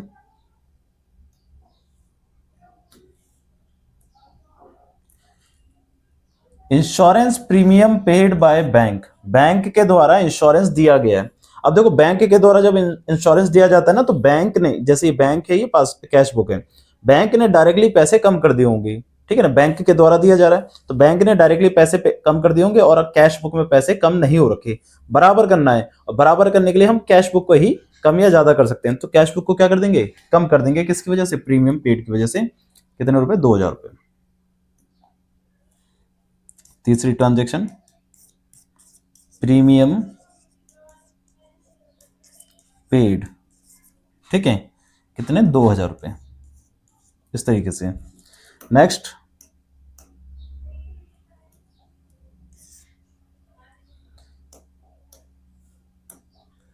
bank interest credit by bank, bank interest bank के द्वारा दिया गया है, कितने रुपए का, 400 रुपए का। तो ये पासबुक है, ये कैश बुक है, बैंक के द्वारा जब इंटरेस्ट दिया जाएगा तो सबसे पहले पासबुक में बढ़ा दिया जाएगा, कैश बुक में कोई इफेक्ट नहीं हुआ, तो इस कैश बुक को भी क्या कर देंगे, बढ़ा देंगे, किसकी वजह से, बैंक इंटरेस्ट 400 रुपए से। चौथी ट्रांजैक्शन बैंक इंटरेस्ट, कितने रुपए, 400 रुपए, ठीक है। ध्यान रखना, सिंपल सा कंसेप्ट चल रहा है, कोई डाउट हो तो पूछ लेना। नेक्स्ट है बैंक चार्जेस, बैंक चार्जेस के 100 रुपए हैं। अब बैंक चार्जेस क्या होता है, जैसे कि इंटरेस्ट बैंक में बढ़ाया गया था सबसे पहले, तो बैंक चार्जेस भी बैंक में ही कम होंगे, और कैश बुक क्या है, कोई इफेक्ट नहीं हुआ, तो बराबर करने के लिए कैश बुक को भी कम कर दो, तो कैश बुक को यहां पर कम करेंगे बैंक चार्जेस से। कितने रुपए, 100 रुपए।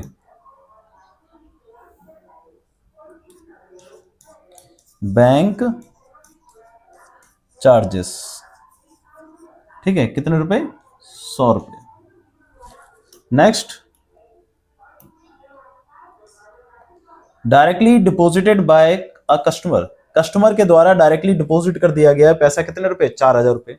डायरेक्टली डिपॉजिट का मतलब है हमें नहीं पता चला, यानी कि कैश बुक में कोई इफेक्ट नहीं हुआ, पासबुक में डायरेक्टली पैसे बढ़ गए 4,000 रुपए, तो कैश बुक को भी क्या कर देना है, बढ़ा देना है, तो कैश बुक को बढ़ा देना है, कितने से, 4,000 से। तो चेक या cash directly deposited by customer, ठीक है, कितने रुपए, 4,000 रुपए। अब इसको टोटल करेंगे, देखते हैं कि किस तरफ का ज्यादा या किस तरफ का कम आ रहा है, ठीक है। तो देखो इस तरफ का जोड़ते हैं, इस तरफ का ज्यादा आएगा, 7,800 प्लस 1,500, 400 और 4,000, तो इस तरफ का आ रहा है 13,700 रुपये।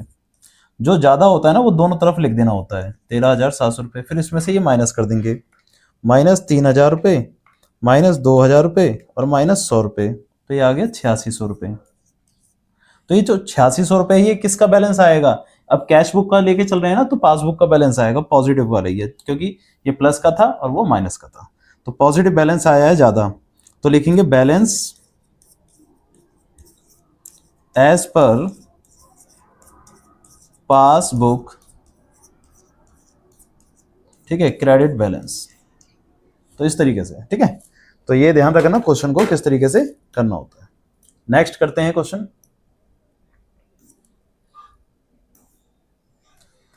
नेक्स्ट क्वेश्चन है, show the accounting equation on the basis of the following transaction. Accounting equation करनी है, तो चलो अकाउंटिंग इक्वेशन को करने से पहले इसको पढ़ लेते हैं कि क्या क्या चीजें एसेट्स में आ रखी हैं। पहला कह रहा है कि स्टार्टेड बिजनेस विद कैश और गुड्स, तो कैश और गुड्स का कॉलम बनेगा, ठीक है। Purchase building for cash, building का कॉलम बनेगा, ठीक है। परचेज गुड्स फ्रॉम हिमानी, तो यहाँ पर एक जिससे व्यक्ति से परचेज कर रहे हो, तो सामने वाला व्यक्ति आपके लिए कौन हो जाएगा, क्रेडिटर हो जाएगा, तो क्रेडिटर के कॉलम में चले जाएगा एक व्यक्ति, ठीक है ना, यानी कि क्रेडिटर का कॉलम बन जाएगा। परचेज कर रहे हो तो आप उसको पैसे दोगे।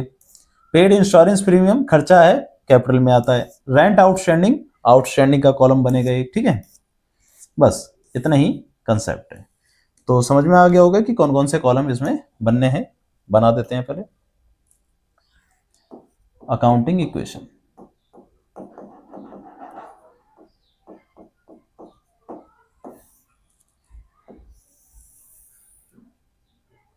यहां पर हमारे पास होता क्या है, एसेट्स जो होती है वो किसके बराबर होती है, लायबिलिटीज प्लस कैपिटल की।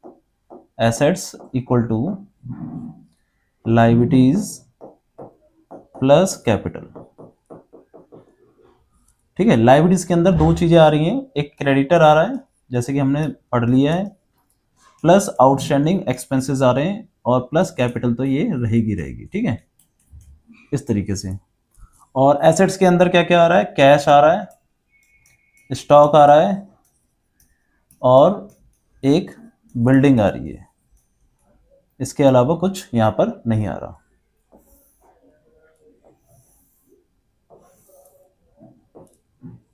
ठीक है, तो पहली ट्रांजैक्शन क्या है, पहली ट्रांजैक्शन है स्टार्टेड बिजनेस विद कैश और गुड्स।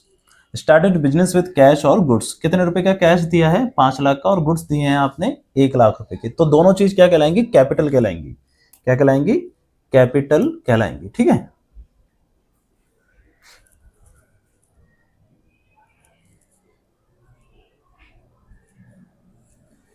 स्टार्टेड बिजनेस,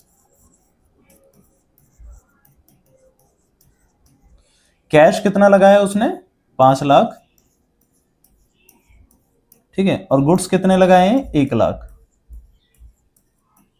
एक बार देख लेते हैं, कैश है 5 लाख और गुड्स हैं 1 लाख, तो टोटल मिलाकर उसकी कैपिटल कितने की हो गई, 6 लाख रुपए की। इस तरफ टोटल कैपिटल दिखा देंगे 6 लाख रुपए की, ठीक है। इस तरीके से क्वेश्चन करना है। दूसरी ट्रांजैक्शन,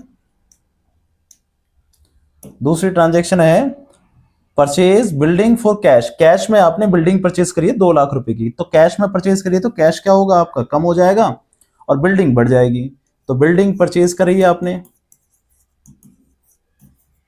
बिल्डिंग परचेज करी है आपने, कैश में कितने की करी है, 2 लाख रुपए की, तो 2 लाख से कैश क्या हो जाएगा, कम हो जाएगा, और बिल्डिंग आपकी क्या हो जाएगी, इंक्रीज हो जाएगी 2 लाख रुपए से, इस तरीके से। और हर ट्रांजैक्शन के बाद फिर लाइन खींच देना और टोटल करना, टोटल करके दिखाना जरूरी है, क्योंकि उससे ही पता चलता है आपके पास आपका सही क्वेश्चन चल रहा है या गलत। 5 लाख में से 2 लाख गए तो 3 लाख रुपए, 1 लाख टोटल यहां पर आ जाएगा, और ये 2 लाख, ठीक है। और इस तरीके से यहां पर 6 लाख रुपए टोटल चल रहा है। तो देखो लाइबिलिटीज में 6 लाख रुपए हैं, और इधर भी टोटल करोगे तो भी क्या है, 6 लाख रुपए हैं, ठीक है। तो इस तरीके से क्वेश्चन करना होता है। नेक्स्ट, नेक्स्ट है परचेज गुड्स फ्रॉम हिमानी, कितने रुपए, 50,000 रुपए। तो परचेज करेंगे गुड्स आपने उधार, उधार में परचेज गुड्स, ठीक है, कितने के, 50,000 के, 50,000 के थे,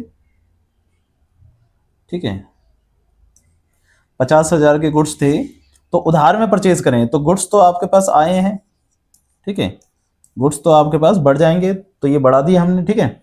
और अब क्रेडिटर भी आपके क्या हो रहे हैं, इंक्रीज हो रहे हैं, तो इस तरफ क्रेडिटर 50,000 से आप बढ़ा दोगे, ठीक है, इस तरीके से।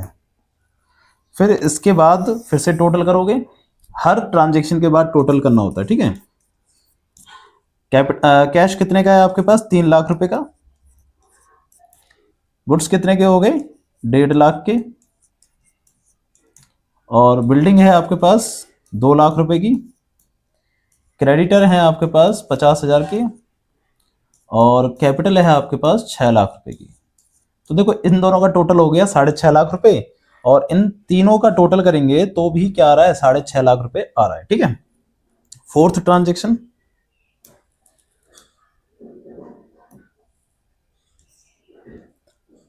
Paid insurance premium. Insurance premium एक खर्चा है, कितने रुपए का पे करा है, 3,000 रुपए का। जब भी कोई खर्चा पे होता है तो वो कैपिटल में से क्या होता है, माइनस होता है, और कैश में से माइनस होता है। तो पेड इंश्योरेंस प्रीमियम, ठीक है। इंश्योरेंस प्रीमियम आपने पे करा है, कितने का था, 3,000 रुपए का, ठीक है। तो 3,000 रुपए कैश में से क्या हो जाएंगे, माइनस हो जाएंगे। और ये खर्चा है, खर्चे और इनकम को ध्यान रखना, कहां पर दिखाया जाता है, खर्चे और इनकम को दिखाया जाता है आप यहाँ पर कैपिटल में। तो कैपिटल में से 3,000 रुपए माइनस हो जाएंगे। माइनस करने के लिए हम क्या लगाते हैं, ब्रैकेट लगाते हैं, ठीक है ना। फिर टोटल करते हैं इसका, ये हो जाएगा 297,000, ये 150, और ये 2 लाख, ठीक है, और ये 50,000, और ये 597,000। दोनों तरफ का टोटल करोगे तो बराबर ही आएगा, इसमें कोई प्रॉब्लम नहीं है, ठीक है। आगे अगली ट्रांजैक्शन है रेंट आउटस्टैंडिंग। रेंट आउटस्टैंडिंग कितने का, 5,000 रुपए का। आउटस्टैंडिंग का मतलब क्या होता है, आउटस्टैंडिंग का मतलब होता है पेंडिंग। ये आपने आउटस्टैंडिंग का देखो कॉलम बना रखा है, एक आउटस्टैंडिंग का कॉलम बना रखा है, यहां पर आएगी एंट्री, ठीक है। रेंट आउटस्टैंडिंग है, रेंट एक खर्चा है और वो भी बकाया है। खर्चा क्या हो गया, कैपिटल में आता है, बकाया है तो किस तरफ आएगा, आउटस्टैंडिंग में आएगा, ठीक है। तो यहां पर आ जाएगी एंट्री रेंट आउटस्टैंडिंग, ठीक है। इधर कुछ नहीं आएगा, इधर आ जाएगा खर्च, पेंडिंग में बढ़ जाएगा कितने रुपए, 5,000 रुपए, और खर्चे के कारण इसमें से 5,000 क्या हो जाएंगे, माइनस हो जाएंगे, ठीक है। तो इस तरीके से फिर से टोटल कर दिया जाएगा, और टोटल बराबर आना चाहिए। तो ये हो जाएगा 297,000, ये हो जाएगा आपका 1.5 लाख, ये 2 लाख, ठीक है, और ये 50,000, और ये 5,000, और ये 592,000, ठीक है। सिर्फ ध्यान रखना इस ट्रांजेक्शन में से इस ट्रांजेक्शन को माइनस करते हैं, यहां तो कुछ भी नहीं था इसलिए कुछ भी नहीं आएगा, ठीक है। ध्यान रखना इस चीज को, ठीक। अब इसका टोटल हो गया और यही आपका क्या हो जाएगा, आंसर हो जाएगा। बस बैलेंस क्या होना चाहिए, मैच होना चाहिए दोनों तरफ का, ठीक है। तो इस तरीके से अकाउंटिंग इक्वेशन को कर दिया जाता है, ठीक है। अगली ट्रांजेक्शन देखते हैं, अगले क्वेश्चंस। जनरलाइज करना है फॉलोइंग द ट्रांजेक्शन, जनरलाइज करना है, 26 क्वेश्चन है, यहीं पर करके दिखा देते हैं। जनरल एंट्री सिंपल सी होती है, क्या कह रहा है कि goods purchase from Sudhir. Sudhir का मतलब क्या हो गया, यहां पर क्रेडिट पे ट्रांजेक्शन हो रही है, कैश आपका नहीं गया, उधार में ट्रांजेक्शन हो रही है। परचेज करें आपने गुड्स किससे, सुधीर से। तो एंट्री क्या हो जाएगी बताओ, परचेज तो डेबिट होता ही होता है, तो purchase account debit to Sudhir, ठीक है। कितने रुपए से, यहां पर 27,000 से, 27,000 से ये ट्रांजेक्शन हो जाएगी, ठीक है। दूसरी ट्रांजेक्शन डिपॉजिट इनटू बैंक। आपने कैश डिपॉजिट करा है बैंक में, तो बैंक बढ़ गया होगा, कैश कम हो गया होगा। तो जब बैंक बढ़ता है तो एसेट्स बढ़ती है तो डेबिट होता है, तो बैंक अकाउंट डेबिट हो जाएगा। और एक एसेट्स कम हो रही है यानी कि कैश कम हो रहा है तो कैश क्रेडिट हो जाएगा, ठीक है। कितने से, 16,000 से। बहुत ही सिंपल सी एंट्री आती है, ज्यादा कोई टफ एंट्री यहां पर नहीं आ रही, ठीक है। अगली transaction draw cash for personal use. Personal use का मतलब क्या होता है? ड्राइंग। यानी कि आपने बिजनेस में से कैश निकाला है, तो कैश निकाला है तो कैश क्या हो रहा है? डिक्रीज हो रहा है, तो क्रेडिट हो रहा होगा। डिक्रीज का मतलब क्या हो गया? क्रेडिट होना। तो कैश तो क्रेडिट हो रहा है और ड्राइंग हमारे लिए एसेट्स होती है, कंपनी के लिए एसेट्स होती है, तो वो डेबिट हो जाएगी। तो एंट्री हो जाएगी drawing debit to, drawing account debit to cash account. ठीक है, कितने रुपए से? 5,000 रुपए से। ठीक, इस तरीके से ये एंट्री हो जाएगी। 3 एंट्री है, ये बहुत ज्यादा सिंपल है ये तो। फिर और में भी है कुछ एंट्रीज।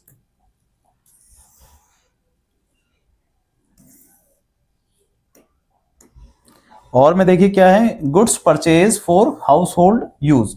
हाउस होल्ड यूज का मतलब ही क्या होता है? ड्राइंग होता है। जैसे कि अभी आपने जो ड्राइंग करी थी ना, वो कैश में करी थी। अब आप क्या परचेज कर रहे हो? गुड्स। गुड्स ले रहे हो, कंपनी के गुड्स लेके जा रहे हो। तो कंपनी जब गुड्स खरीदती है तो परचेज को डेबिट करती है, और उधर से गुड्स जा रहे हैं तो परचेज को क्या कर देगी? क्रेडिट कर देगी। तो यहाँ पर ड्राइंग होगा, तो drawing account debit, drawing account debit. Drawing तो होगा क्योंकि वो अपने पर्सनल खर्चे के लिए ले जा रहा है, और यहाँ पर कैश की जगह क्या कम हो रहा है? परचेज कम हो रहा है, तो इसलिए परचेज को क्रेडिट कर देंगे कितने से? 2,000 रुपए से। एंट्री को ध्यान से समझ लेना, इंपॉर्टेंट एंट्री है ये। ठीक है। रेंट आउटस्टैंडिंग है। रेंट आउटस्टैंडिंग बच्चा गलती करता है। रेंट आपका आपका क्या होता है? खर्चा। और आउटस्टैंडिंग होने के बाद वो क्या बन जाती है? लायबिलिटीज। तो रेंट एक खर्चा है, तो रेंट को डेबिट करोगे, क्योंकि खर्चे जब भी बढ़ते हैं तो डेबिट होते हैं। तो रेंट अकाउंट डेबिट होगा, और साथ में वो लायबिलिटीज बन रही है, तो उसे लिखेंगे आउटस्टैंडिंग रेंट। ये दोनों अलग अलग होते हैं। रेंट अलग अकाउंट बनता है, आउटस्टैंडिंग रेंट एक अलग अकाउंट बनता है। तो रेंट अकाउंट डेबिट हो गया कितने से? 4,000 से। और वो पेंडिंग भी हो गया कितने से? 4,000 से। ठीक है, इस तरीके से ये एंट्री की जाती है। अगली, goods destroyed by fire. Fire के द्वारा आपका सामान जल गया, जो परचेज थी वो आपका जल गया। तो परचेज जब कोई व्यक्ति ले जा रहा था तो परचेज क्रेडिट हो रहा था। अब यहाँ जल रही है तो परचेज फिर भी क्या होगी? क्रेडिट होगी। और किसकी वजह से? लॉस बाय फायर की वजह से। तो एंट्री होगी loss by fire debit. Loss by fire debit क्यों हुआ? क्योंकि वो खर्चा हो रहा है, लॉस हो रहा है। ठीक है ना, 5,000 से। और टू परचेज, परचेज क्रेडिट क्यों हो रही है? क्योंकि परचेज यहां पर क्या हो रही है? आपकी कम हो रही है, आपका सामान, आपके गुड्स जल गए। ठीक है, इस तरीके से ये एंट्री आपकी हो जाएगी। ठीक है। अगला क्वेश्चन कह रहा है explain the concept based on premises do not anticipate profit but provide for all losses. तो देखो क्या कह रहा है कि जो प्रीमाइसेस है, यानी कि कंपनी है, anticipate, do not anticipate profit. Profit को एंटिसिपेट यानी कि प्रॉफिट को प्रिडिक्ट नहीं करती, but provide for all losses. तो सारे लॉसेस के लिए प्रिडिक्शन की जाती है, एंटिसिपेशन की जाती है। ठीक है, मतलब कह रहा है कि उस अवधारणा का वर्णन कीजिए कि संभावित लाभों का लेखा नहीं करना चाहिए, परंतु सभी संभावित हानियों का लेखा करना चाहिए। ठीक है, ये हमारा चलता है किस कंसेप्ट के अकॉर्डिंग? प्रूडेंस कंसेप्ट के अकॉर्डिंग। प्रूडेंस कंसेप्ट के बारे में हम इसमें लिखेंगे। प्रूडेंस कंसेप्ट क्या कहता है कि जितने भी लॉसेस होते हैं उनको पहले ही प्रिडिक्ट करो, और उनके लिए क्या बनाओ? रिजर्व बनाओ, प्रोविजन बनाओ। ठीक है, बट अगर कोई प्रॉफिट हो रहा है तो उसको छोड़ दो। प्रॉफिट होगा तो हो जाएगा, अच्छी बात है, बट अगर लॉस हो गया तो हमें क्या होगा? नुकसान होगा।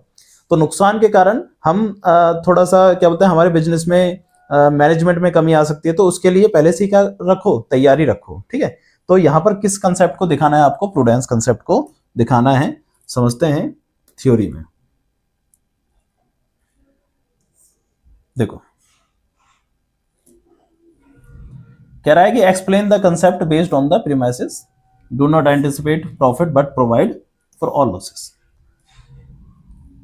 इसके आंसर में किसके बारे में दिखाना है? प्रूडेंस कंसेप्ट या कंजर्वेटिज्म कंसेप्ट के बारे में। बात दोनों की एक है, दोनों को ही सेम कहते हैं। प्रूडेंस के बारे में आ जाए या कंजर्वेटिज्म के बारे में आ जाए, सेम है। पहले हिंदी में समझ लेते हैं।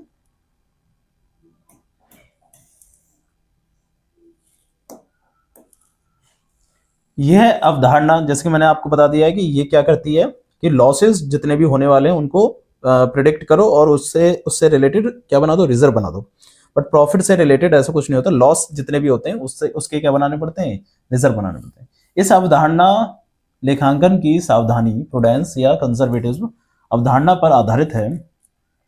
इसके अनुसार व्यवसाय को अपने खातों में उन लाभों को नहीं लिखना चाहिए जो अभी प्राप्त नहीं हुए हैं। लाभ नहीं लिखने, है ना, लाभों को नहीं दिखाना, चाहे उन्हें उनके होने की कितनी भी संभावना क्यों ना हो। दूसरी ओर यदि किसी प्रकार की हानि संभावना है तो उसका लेखा तुरंत कर लेना चाहिए। ठीक है, ये कहता है प्रूडेंस कंसेप्ट। इस अवधारणा का मुख्य उद्देश्य यह है कि लाभ को बढ़ा चढ़ाकर ना दिखाया जाए और व्यवसाय की वित्तीय स्थिति को सत्य, निष्पक्ष और सुरक्षित रूप में प्रस्तुत किया जाए। मतलब इससे क्या होता है कि अगर आप आने वाले प्रॉफिट को अभी से दिखा दोगे तो कंपनी की जो प्रॉफिट है वो बढ़ा चढ़ा के दिखा रहे हो आप, तो लोग क्या सोचेंगे कि यार कंपनी तो बहुत अच्छी है, और इन फ्यूचर क्या हो जाए, लॉस हो जाए तो दिक्कत नहीं होगी। बट अगर हम लॉस को प्रिडिक्ट कर रहे हैं तो हम निष्पक्षता दिखा रहे हैं कि हम बता रहे हैं लोगों को कि आने वाले समय में हमें लॉस हो सकता है। ठीक है, अगर लॉस हो गया तो उसके लिए हम तैयार हैं, और अगर लॉस नहीं हुआ तो और अच्छी बात है, हमें प्रॉफिट हो जाएगा। ठीक है, यदि संभावित लाभों को पहले से ही दिखाया जाए तो इससे गलत निर्णय लिया जा सकता है। इसलिए लेखांकन में हमेशा सावधानी बरती जाती है। ठीक है, इसलिए लेखांकन में यह कहा जाता है कि आप लॉस को दिखाओ, प्रॉफिट को मत दिखाओ। ठीक है, उदाहरण है, यदि स्टॉक का बाजार मूल्य लागत कम हो तो स्टॉक को लागत या बाजार मूल्य में से जो भी कम हो उस पर दिखाया जाता है। इसी प्रकार संदिग्ध ऋणों के लिए प्रावधान बनाए जाते हैं, भले ही वास्तविक हानि बाद में। जैसे मान चलो आपका स्टॉक है 5 लाख रुपए का, बट उसकी मार्केट वैल्यू 4 लाख रुपए, तो अगर आप 5 लाख रुपए दिखाओगे ना तो ये गलत प्रिडिक्ट कर रहा है। इससे क्या हो रहा है कि प्रॉफिट अपने आप 1 लाख रुपए से बढ़ रहा है, जबकि 1 लाख रुपए से तो बढ़ना नहीं चाहिए, क्योंकि हमें पता है कि उसकी मार्केट में वैल्यू कितनी है, 4 लाख रुपए। तो आप 4 लाख से दिखाओगे तो आपका जो प्रॉफिट आएगा वो कम आएगा। ठीक है, तो अकाउंट्स कहती है कि आपको निष्पक्ष रूप से दिखाना चाहिए इस क्वेश्चन में। ठीक है ना, मतलब किताब में। This concept is based on the prudence और conservatism principle of accounting. According to this principle, a business should not record expected and anticipated profit. ठीक है ना, should not record profit until they are actually realized, जब तक वो पूरे realize ना हो जाए। However, all possible or expected losses should be recognized immediately, और losses को तुरंत ही दिखाना है, even if they have not yet occurred, चाहे वो अभी हुए हैं या नहीं हुए। The main objective of this concept is to avoid overstatement of profit. इसका मेन काम यह है कि वो ओवर स्टेटमेंट को अवॉइड कर रहा है। आप ज्यादा प्रॉफिट लिख रहे हो या ज्यादा ही बड़ा चढ़ा के अपने बिजनेस को दिखा रहे हो तो उसको अवॉइड कर रहा है। And to present the financial position of the business in true, सही फाइनेंशियल पोजीशन बताता है, फेयर एंड रियलिस्टिक मैनर में बताता है। एंटिसिपेटिंग प्रॉफिट में mislead user of financial statement, क्या कर सकता है, मिसलीड कर सकता है। जो एंटिसिपेटेड प्रॉफिट है लोगों को क्या कर सकता है, मिसलीड कर सकता है। शेयर होल्डर होंगे या जो इन्वेस्टर होंगे उनको मिसलीड कर सकता है। ठीक है, whereas providing for all losses ensure safety and reliability in accounting. तो इसलिए हम क्या है, लॉसेस को सेफ्टी के साथ पर, रिलायबिलिटी के साथ पर अकाउंटिंग में लिखते हैं। ठीक है, तो इस तरीके से ध्यान रखना कि प्रूडेंस कंसेप्ट को किस प्रकार से आपको थ्योरी में लिखना है। ठीक है, अगली थ्योरी है what is money measurement concept. बहुत ही सिंपल सा कंसेप्ट है। मनी मेजरमेंट मतलब जो चीज अभी हमने बताया था ना, एक क्वेश्चन करा था जिसमें हमने बताया था कि भाई मैनेजमेंट की आप जो काबिलियत है उसको रिकॉर्ड नहीं कर सकते। क्यों नहीं कर सकते, क्योंकि मनी मेजरमेंट कंसेप्ट ये कहता है कि उसी चीज को रिकॉर्ड किया जा सकता है जो कि मनी में कैलकुलेट हो सकती है। जैसे कि एक कंपनी में स्ट्राइक हो गई, स्ट्राइक होने से लॉस तो हो रहा है, बट उस लॉस को आप कैलकुलेट नहीं कर सकते कि कितना लॉस हो रहा है और क्यों हो रहा है। ठीक है, तो उस चीज को हम क्या कहेंगे कि भाई उस चीज को रिकॉर्ड नहीं करेंगे, क्योंकि वो मनी मेजरमेंट कंसेप्ट के अकॉर्डिंग काम नहीं कर रहा। ठीक है, तो क्वेश्चन कह रहा है कि मनी मेजरमेंट कंसेप्ट क्या होता है, पहले तो ये बता दो। And which one factor can make it difficult to compare the monetary value of the 1 year with the monetary value of the another year. ठीक है, क्या कह रहा है, मुद्रा माप अवधारणा क्या है, कौन सा एक ऐसा तत्व है जो किसी एक वर्ष के मुद्रा मूल्य को किसी अन्य वर्ष के मुद्रा मूल्य से तुलना को कठिन बना सकता है? ठीक है, थ्योरी देखते हैं सही तरीके से। देखिए क्वेश्चन क्या कह रहा है, the money measurement concept is one of the fundamental principle of accounting. According to this concept only those transaction and events are recorded in the books of accounts which can be express in terms of money. किसकी terms में हो? Money की terms में हो। ठीक है, in simple word accounting record only financial transaction and ignore non financial transaction. Simple सी बात है, even if they are important for the business और नॉट, चाहे वो बिजनेस के लिए इंपॉर्टेंट हो या नहीं हो, उससे कोई मतलब नहीं है। ठीक है, की पॉइंट्स क्या हैं? Only monetary transaction are recorded, transaction must be measurable in money. ठीक है, non monetary factors are not recorded, simple है। It helps in maintaining uniformity and objectivity in accounting. ठीक है, एग्जाम्पल है जैसे कि देखो,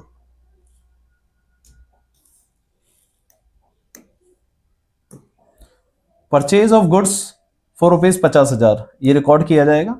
सैलरी पेड 20,000 ये रिकॉर्ड की जाएगी। ऑनर इन्वेस्टेड 5 लाख ये रिकॉर्ड किया जाएगा, क्योंकि सब वैल्यू पैसे में आ रही है। एफिशिएंट मैनेजर कितना एफिशिएंट है उसको रिकॉर्ड नहीं कर सकते, क्योंकि उसकी वैल्यू नहीं निकाल सकते। गुड कस्टमर रिलेशन ये भी रिकॉर्ड नहीं कर सकते, क्योंकि रिलेशन को कैसे रिकॉर्ड करेंगे। एम्प्लॉई ऑनेस्टी, कर्मचारी की जो ऑनेस्टी है उसको भी आप रिकॉर्ड नहीं कर सकते। ठीक है, क्योंकि ये सारी चीजें मनी में मेजर नहीं की जा सकती। ऐसे हिंदी में है, मुद्रा मापन अवधारणा लेखांकन की एक मूलभूत अवधारणा है। इसके अनुसार लेखा पुस्तकों में केवल वही लेन देन दर्ज किए जाते हैं जिन्हें धन में मापा जाए। ठीक है, अर्थात केवल आर्थिक लेन देन ही दर्ज किए जाते हैं, गैर आर्थिक बातों को दर्ज नहीं किया जाता। सिंपल सा कंसेप्ट। ठीक है, मुख्य बिंदु क्या है इसके? केवल मौद्रिक लेन देन को दर्ज किया जाता है, प्रत्येक लेन देन रुपये में मापे जा सकती है। गैर मौद्रिक तत्व लेखांकन में शामिल नहीं होते। ये लेखांकन में एक रूपता और स्पष्टता लाता है। ठीक है, उदाहरण के रूप में जैसे आपको बताई दिया है, माल खरीदा है आपने 50,000 का दर्ज होगा, वेतन दिया है 20,000 का दर्ज होगा, पूंजी लगाइए दर्ज होगा, बट कर्मचारी की ईमानदारी दर्ज नहीं हो सकती। अच्छे प्रबंधन की गुणवत्ता ये भी दर्ज नहीं हो सकती। ग्राहकों से अच्छे संबंध ये भी दर्ज नहीं हो सकता। ठीक है, तो इस तरीके से आप ध्यान रखना कौन कौन सी चीजें रिकॉर्ड हो सकती हैं और कौन कौन सी नहीं हो सकती। ठीक है, अगला क्वेश्चन है मशीनरी अकाउंट का। मशीनरी अकाउंट का क्वेश्चन है, इसको हम करते हैं बोर्ड पे।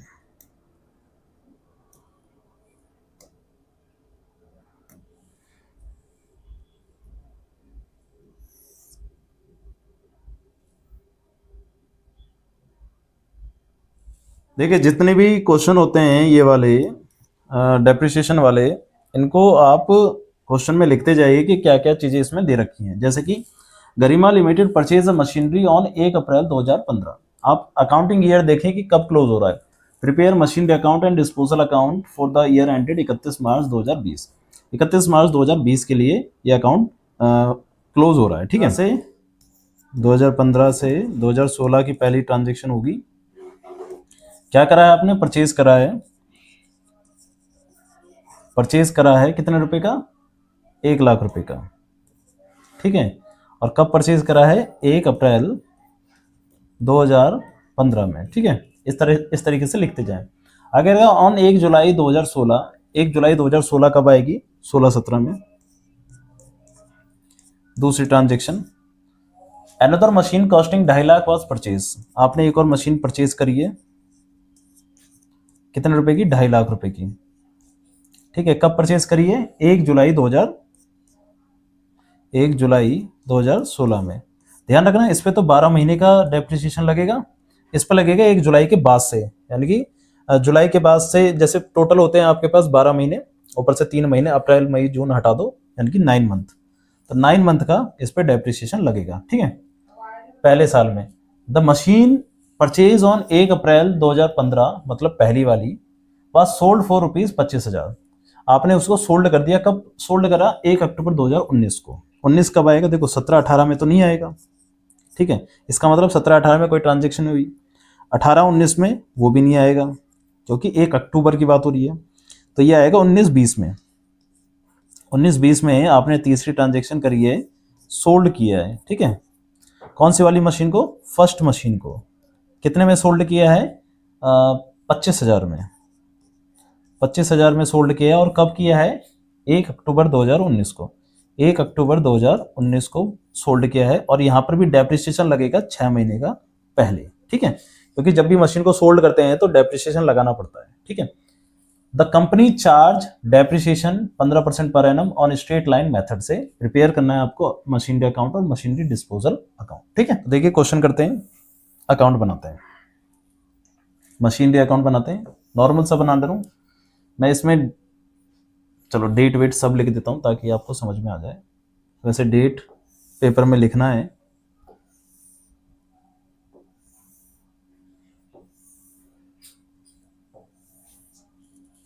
ये बन रहा है हमारा मशीनरी अकाउंट। सिंपल सा क्वेश्चन होता है, ज़्यादा कोई टफ इसमें नहीं है।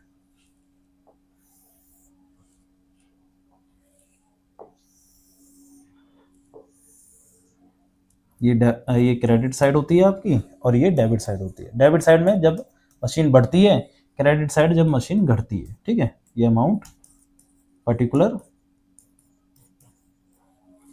डेट, अमाउंट, पर्टिकुलर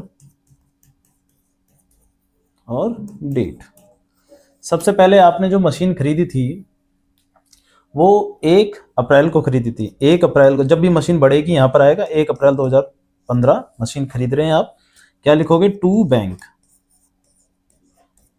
ठीक है। और ये कौन सी मशीन है? फर्स्ट मशीन है, ठीक है, लिखते जाएं। कितने की परचेज करी थी? 1 लाख रुपए की, ठीक। फिर उस साल कुछ ट्रांजेक्शन नहीं करी तो 31 मार्च 2016 को डेप्रिसिएशन लग जाएगा बाय डेप्रिसिएशन। डेप्रिसिएशन से मशीन की वैल्यू क्या होती है? कम होती है, इसलिए इस तरफ लिख देंगे। तो कितने रुपए का डेप्रिसिएशन लगेगा? 1 लाख का 12 महीने के हिसाब से 15% चल रहा था इस पर डेप्रिसिएशन। देखो 15% स्ट्रेट लाइन है तो हर साल उतना ही लगता जाएगा, ठीक है। तो 1 लाख का 15% कितना हो गया? 15,000 रुपये। फिर मशीन का बैलेंस निकाला जाएगा, 1 लाख,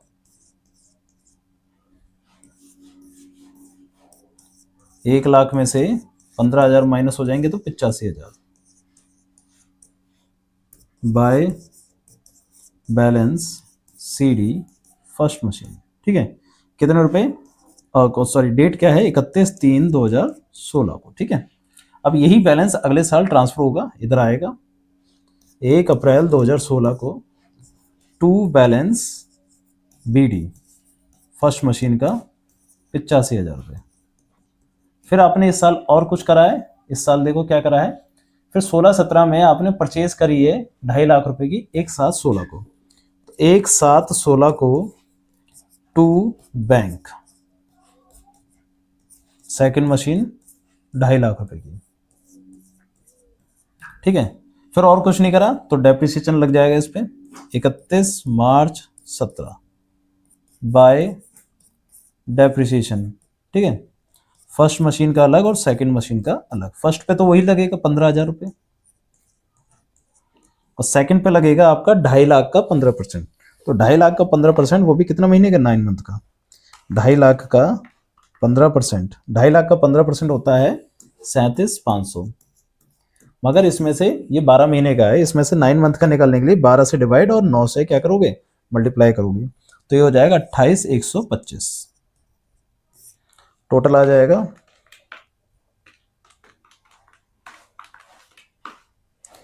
43,125। 43,125, ठीक है। इस तरीके से ये टोटल आ जाएगा, ठीक है। फिर इसका बैलेंस निकालेंगे 31/3/17 बाय बैलेंस CD फर्स्ट और सेकंड मशीन का। फर्स्ट मशीन कितने की थी? 85 की, 15 चलेगा उसमें से 70 बचेंगे। ये थी 2.5 लाख की, जिसमें से 28,125 माइनस हो जाएंगे तो 22,18,75 बचेगा, ठीक है। इसका टोटल कर लेते हैं 29,18,75। इस तरीके से टोटल कर लेते हैं 335, ठीक है, इसका भी टोटल 335 ही आएगा। ठीक है, इस तरीके से ये 2 महीने का 2 साल का हो गया। अब हम फिर से क्या करेंगे, अगले ईयर का मतलब अगले ईयर में ट्रांसफर करेंगे और अगले ईयर का अकाउंट बनाएंगे। सोल्ड हमें करना है 2019 में, ठीक है, ये इधर आएगा 1 April 2017 to balance BD first and second. अब देखो इस साल में आपने कुछ नहीं करा, 17 18 में कुछ नहीं करा, 17 18 में कुछ नहीं करा, 18 19 में कुछ नहीं करा, ठीक है, सीधा सीधा 2 साल का ऐसे ही डेप्रिसिएशन लगा देते रहो और क्वेश्चन को करते रहो। ये हो जाएगा 70,000 और ये 2,21,875, टोटल आ जाएगा 2,91,875, इस तरीके से। फिर डेप्रिसिएशन लग जाएगा इस पर 31/3/18 bye depreciation first machine and second machine. अच्छा, यहाँ पर ध्यान रखना है कि ये तो लगा था 9 मंथ का, ये तो लगा था 9 मंथ का, ठीक है, बट अब हम निकालेंगे पूरे साल का। साल का कितना आया था हमारा, देखो साल का ये मैंने आपको यहाँ पर साइड में लिख के दिखाया था 37,500, ठीक है, 37,500 ये टोटल आया था, ठीक है। तो अब जो डेप्रिसिएशन लगेगी सेकंड वाली पे 37,500 लगेगी क्योंकि एसएलएम से चल रहा था, और इस पे कितना लगेगा 15,000, ठीक है, कैलकुलेट कर लेंगे। 31/3/18 को इसका बैलेंस निकाल लेते हैं by balance CD first and second machine. तो फर्स्ट मशीन 70 की थी, 15 चले जाएंगे तो 55 बचेंगे। सेकंड मशीन 2,21,875 की थी, जिसमें से 37,500 माइनस हो जाएंगे तो 1,84,375, इस तरीके से ये बचेगा। ये आ गया 55,000, 2,39,375, इस तरीके से। तो इसका टोटल आ जाएगा 52,500, इस तरीके से टोटल कर लेते हैं 291,875 यही आएगा और इधर भी यही आएगा, ठीक है, अगर जोड़ोगे तो 291,875 ही आएगा, ठीक है। अगले साल ट्रांसफ़र करते हैं, अगले साल भी कुछ नहीं होगा, यही चलता रहेगा क्योंकि अगले साल भी कोई ट्रांजैक्शन नहीं हुई थी, ठीक है। तो ये जो बैलेंस है इधर आ जाएगा 1 अप्रैल 2018 में to first machine and second machine 55,184,375, total आ जाएगा आपके पास 2,39,375, ठीक है, इस तरीके से। फिर डेप्रिसिएशन लग जाएगा 31 मार्च 19 में आ जाएगा 52,500, फिर 31 मार्च 19 को by balance BD CD first machine and second machine. First machine थी 55 की, जिसमें से 15 गए तो 40 बचेंगे, ठीक है, और सेकंड मशीन थी 1,84,375, जिसमें से 37,500 माइनस हो जाएंगे तो ये आ जाएगा 1,46,875, टोटल कर लेंगे 40,000 1,86,875, ठीक है, टोटल कर देते हैं फिर तो 2,39,375 और इधर भी 2,39,375 ही आएगा, ठीक है। अब इस साल क्या हो रहा था, इस साल आप मशीन को सोल्ड कर रहे थे, ठीक है, कितने की मशीन सोल्ड कर रहे थे, फर्स्ट मशीन सोल्ड कर रहे थे 25,000 की 1 अक्टूबर को, ठीक है। तो ध्यान रखना पहले तो आपको क्या लगाना पड़ेगा, 1 अक्टूबर तक का डेप्रिसिएशन लगाना पड़ेगा इस पर, ठीक है।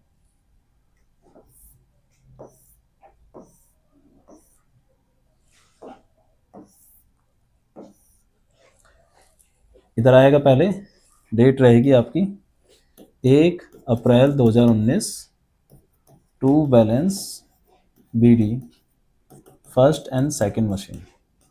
40,000 की मशीन है, 25,000 में सोल्ड कर रहे हैं, बट कर रहे हैं 1 अक्टूबर को।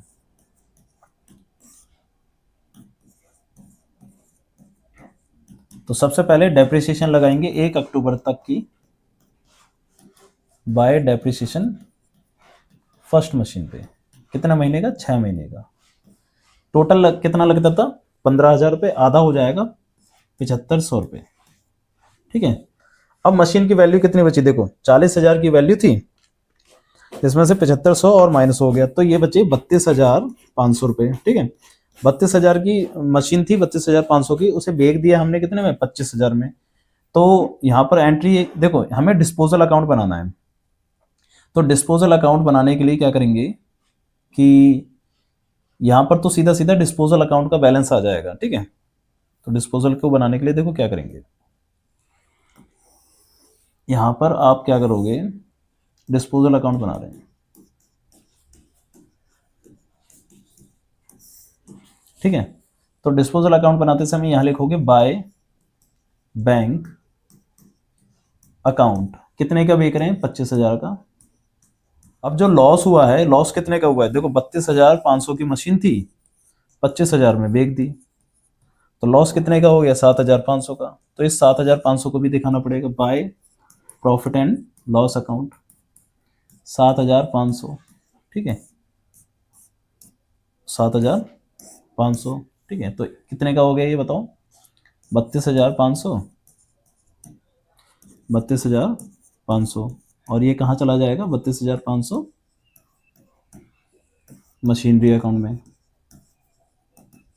तो इस तरीके से ये डिस्पोजल अकाउंट भी हो गया। अब ये मशीनरी अकाउंट में ट्रांसफर हो जाएगा डिस्पोजल के नाम से। तो यहाँ पर लिख दिया जाएगा 1/10/19 को बाय मशीनरी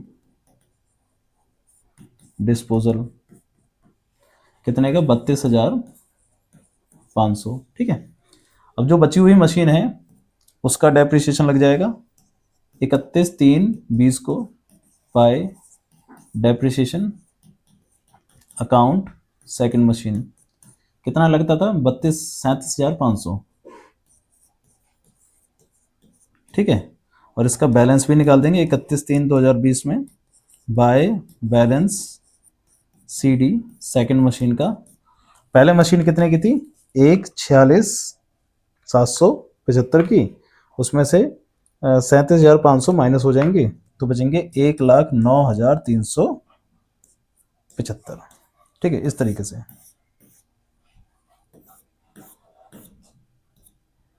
1,86,875, 1,86,875। ठीक है। तो इस तरीके से ये क्वेश्चन आपका कंप्लीट हो जाएगा। ठीक है। क्वेश्चन समझ में आ गया होगा, नहीं समझ में आया तो आप रिपीट करके देख लेना, समझ में आ जाएगा। ठीक है। बट इंपॉर्टेंट क्वेश्चन है ये। ठीक है। अगला क्वेश्चन देखते हैं।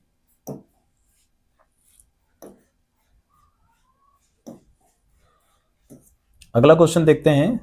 अगला क्वेश्चन है explain determinant of amount of depreciation. ह्रास की राशि को निर्धारण करने वाले तत्वों को समझाइए। तो भाई ह्रास की राशि को निर्धारित कौन करता है? ह्रास की, तो भाई ह्रास की राशि को निर्धारित कौन करते हैं, कौन कौन से तत्व करते हैं, वो समझते हैं क्वेश्चन में। देखो ह्रास को वैसे तो निर्धारित करने वाली चीज क्या है, जब ह्रास को निर्धारित किया जाता है तो उससे रिलेटेड जो चीजें हैं, जैसे कि आपका टाइम, ठीक है, उसका यूज, ठीक है, उसका वियर एंड टियर, तो ये उसको निर्धारित करते हैं। अगर आप उसका ज्यादा यूज करोगे तो उस पर डेप्रिसिएशन ज्यादा काउंट लगेगा। टाइम भी है, ठीक है ना, कई जगहों पर टाइम देखा जाता है और कई जगह पर उसका वियर एंड टियर और यूज को देखा जाता है। ठीक है। Determinant of amount of depreciation. Depreciation is the systematic allocation of cost of fixed assets over it's useful life. The amount of depreciation depend upon the following main factor. क्या है? Cost of assets. The original cost of assets include purchase price, installation charges, transportation expenses or any other expenses incurred to bring. मतलब जो depreciation है वो price पे, purchase price पर depend करता है। जैसे जैसे इसकी चीज बढ़ती जाएगी उस पर डेप्रिसिएशन अमाउंट बढ़ता जाएगा। Higher the cost of assets higher will be the amount of depreciation, simple सी बात है। फिर है estimated residual value, scrap value, जो भी स्क्रैप वैल्यू होती है उस पर भी डिपेंड करता है, क्योंकि जब हम डेप्रिसिएशन निकालते हैं तो स्क्रैप वैल्यू को माइनस करते हैं, अगर स्क्रैप वैल्यू ज्यादा होगी तो डेप्रिसिएशन कम लगेगा। Residual value is estimate value of the assets at the end of the life, useful life.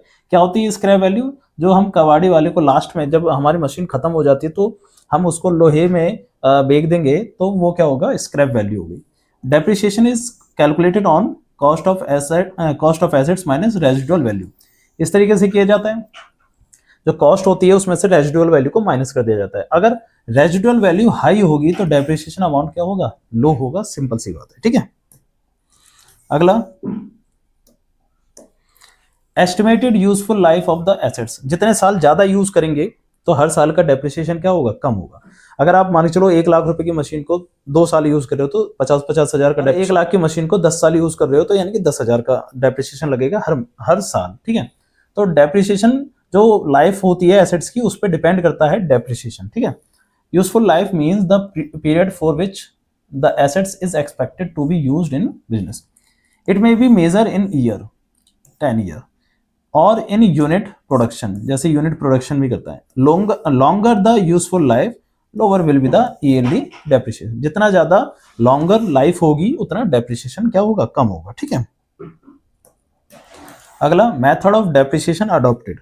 कौन सा मेथड हम यूज कर रहे हैं? यानी कि या तो हम यूज करेंगे SLM या तो WDV। अब SLM यूज करते हैं तो डेप्रिसिएशन ज्यादा लगता है क्योंकि हर साल उतना ही लगता है, और WDV यूज करेंगे तो डेप्रिसिएशन कम लगता है क्योंकि हर साल वैल्यू कम होती हुई नजर आती है। Difference method give different depreciation amount such as straight line method और WDV। The selected method affect the yearly depreciation charges, ठीक है। हिंदी में भी यही लिखा हुआ है, ठीक है। वैसे हिंदी में नोट कर लेना आप, ठीक है, ऐसे कोई प्रॉब्लम नहीं है, सेम होता है, ठीक है। समझाना क्या है इसमें, वही है रेजिडुअल स्क्रैप वैल्यू, फिर है आपका यूजफुल लाइफ ऑफ मशीन, ठीक है, फिर है आपका मेथड ऑफ डेप्रिसिएशन, इससे ज्यादा कुछ नहीं है, ठीक है।